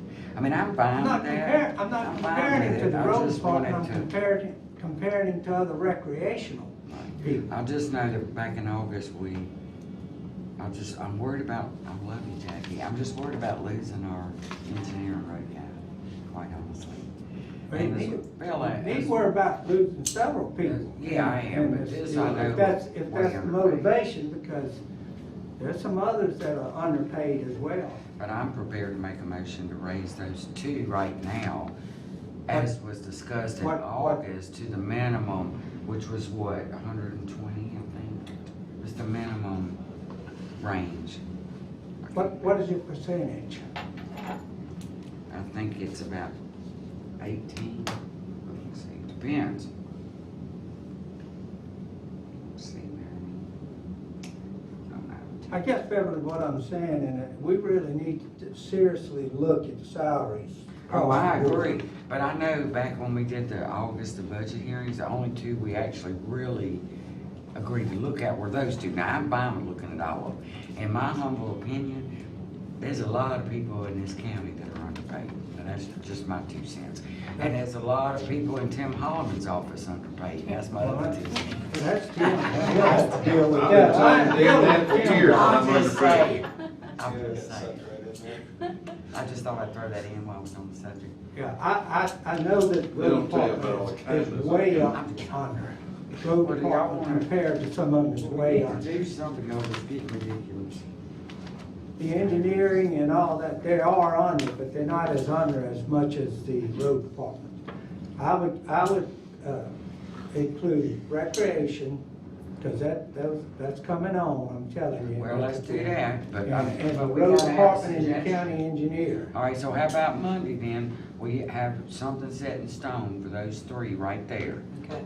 Because the fairgrounds appear to be well in line with everything else, from what I saw. So I would recreation, like to- roads, and engineer. Because I'm telling y'all, it's getting tough out there. Jackie, everybody in your department's very well educated. Their PE, and I know what that takes. I guess. Jackson County, if you notice, Jackson County contracts most of its They do. engineering out. They do. don't, They pay so for it. They pay a lot. And that was, The engineer in Jackson County works under the road department.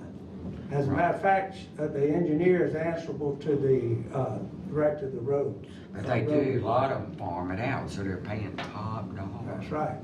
For something that we're looking. That's why I'm at. concerned about having a department But and that's- wind up contracting Well, a lot out. Can I make a motion, we do those 3 at least, so we can get Let's that get going? Y'all those good with that? amounts. Yeah, I'm fine with Okay, that. thank you.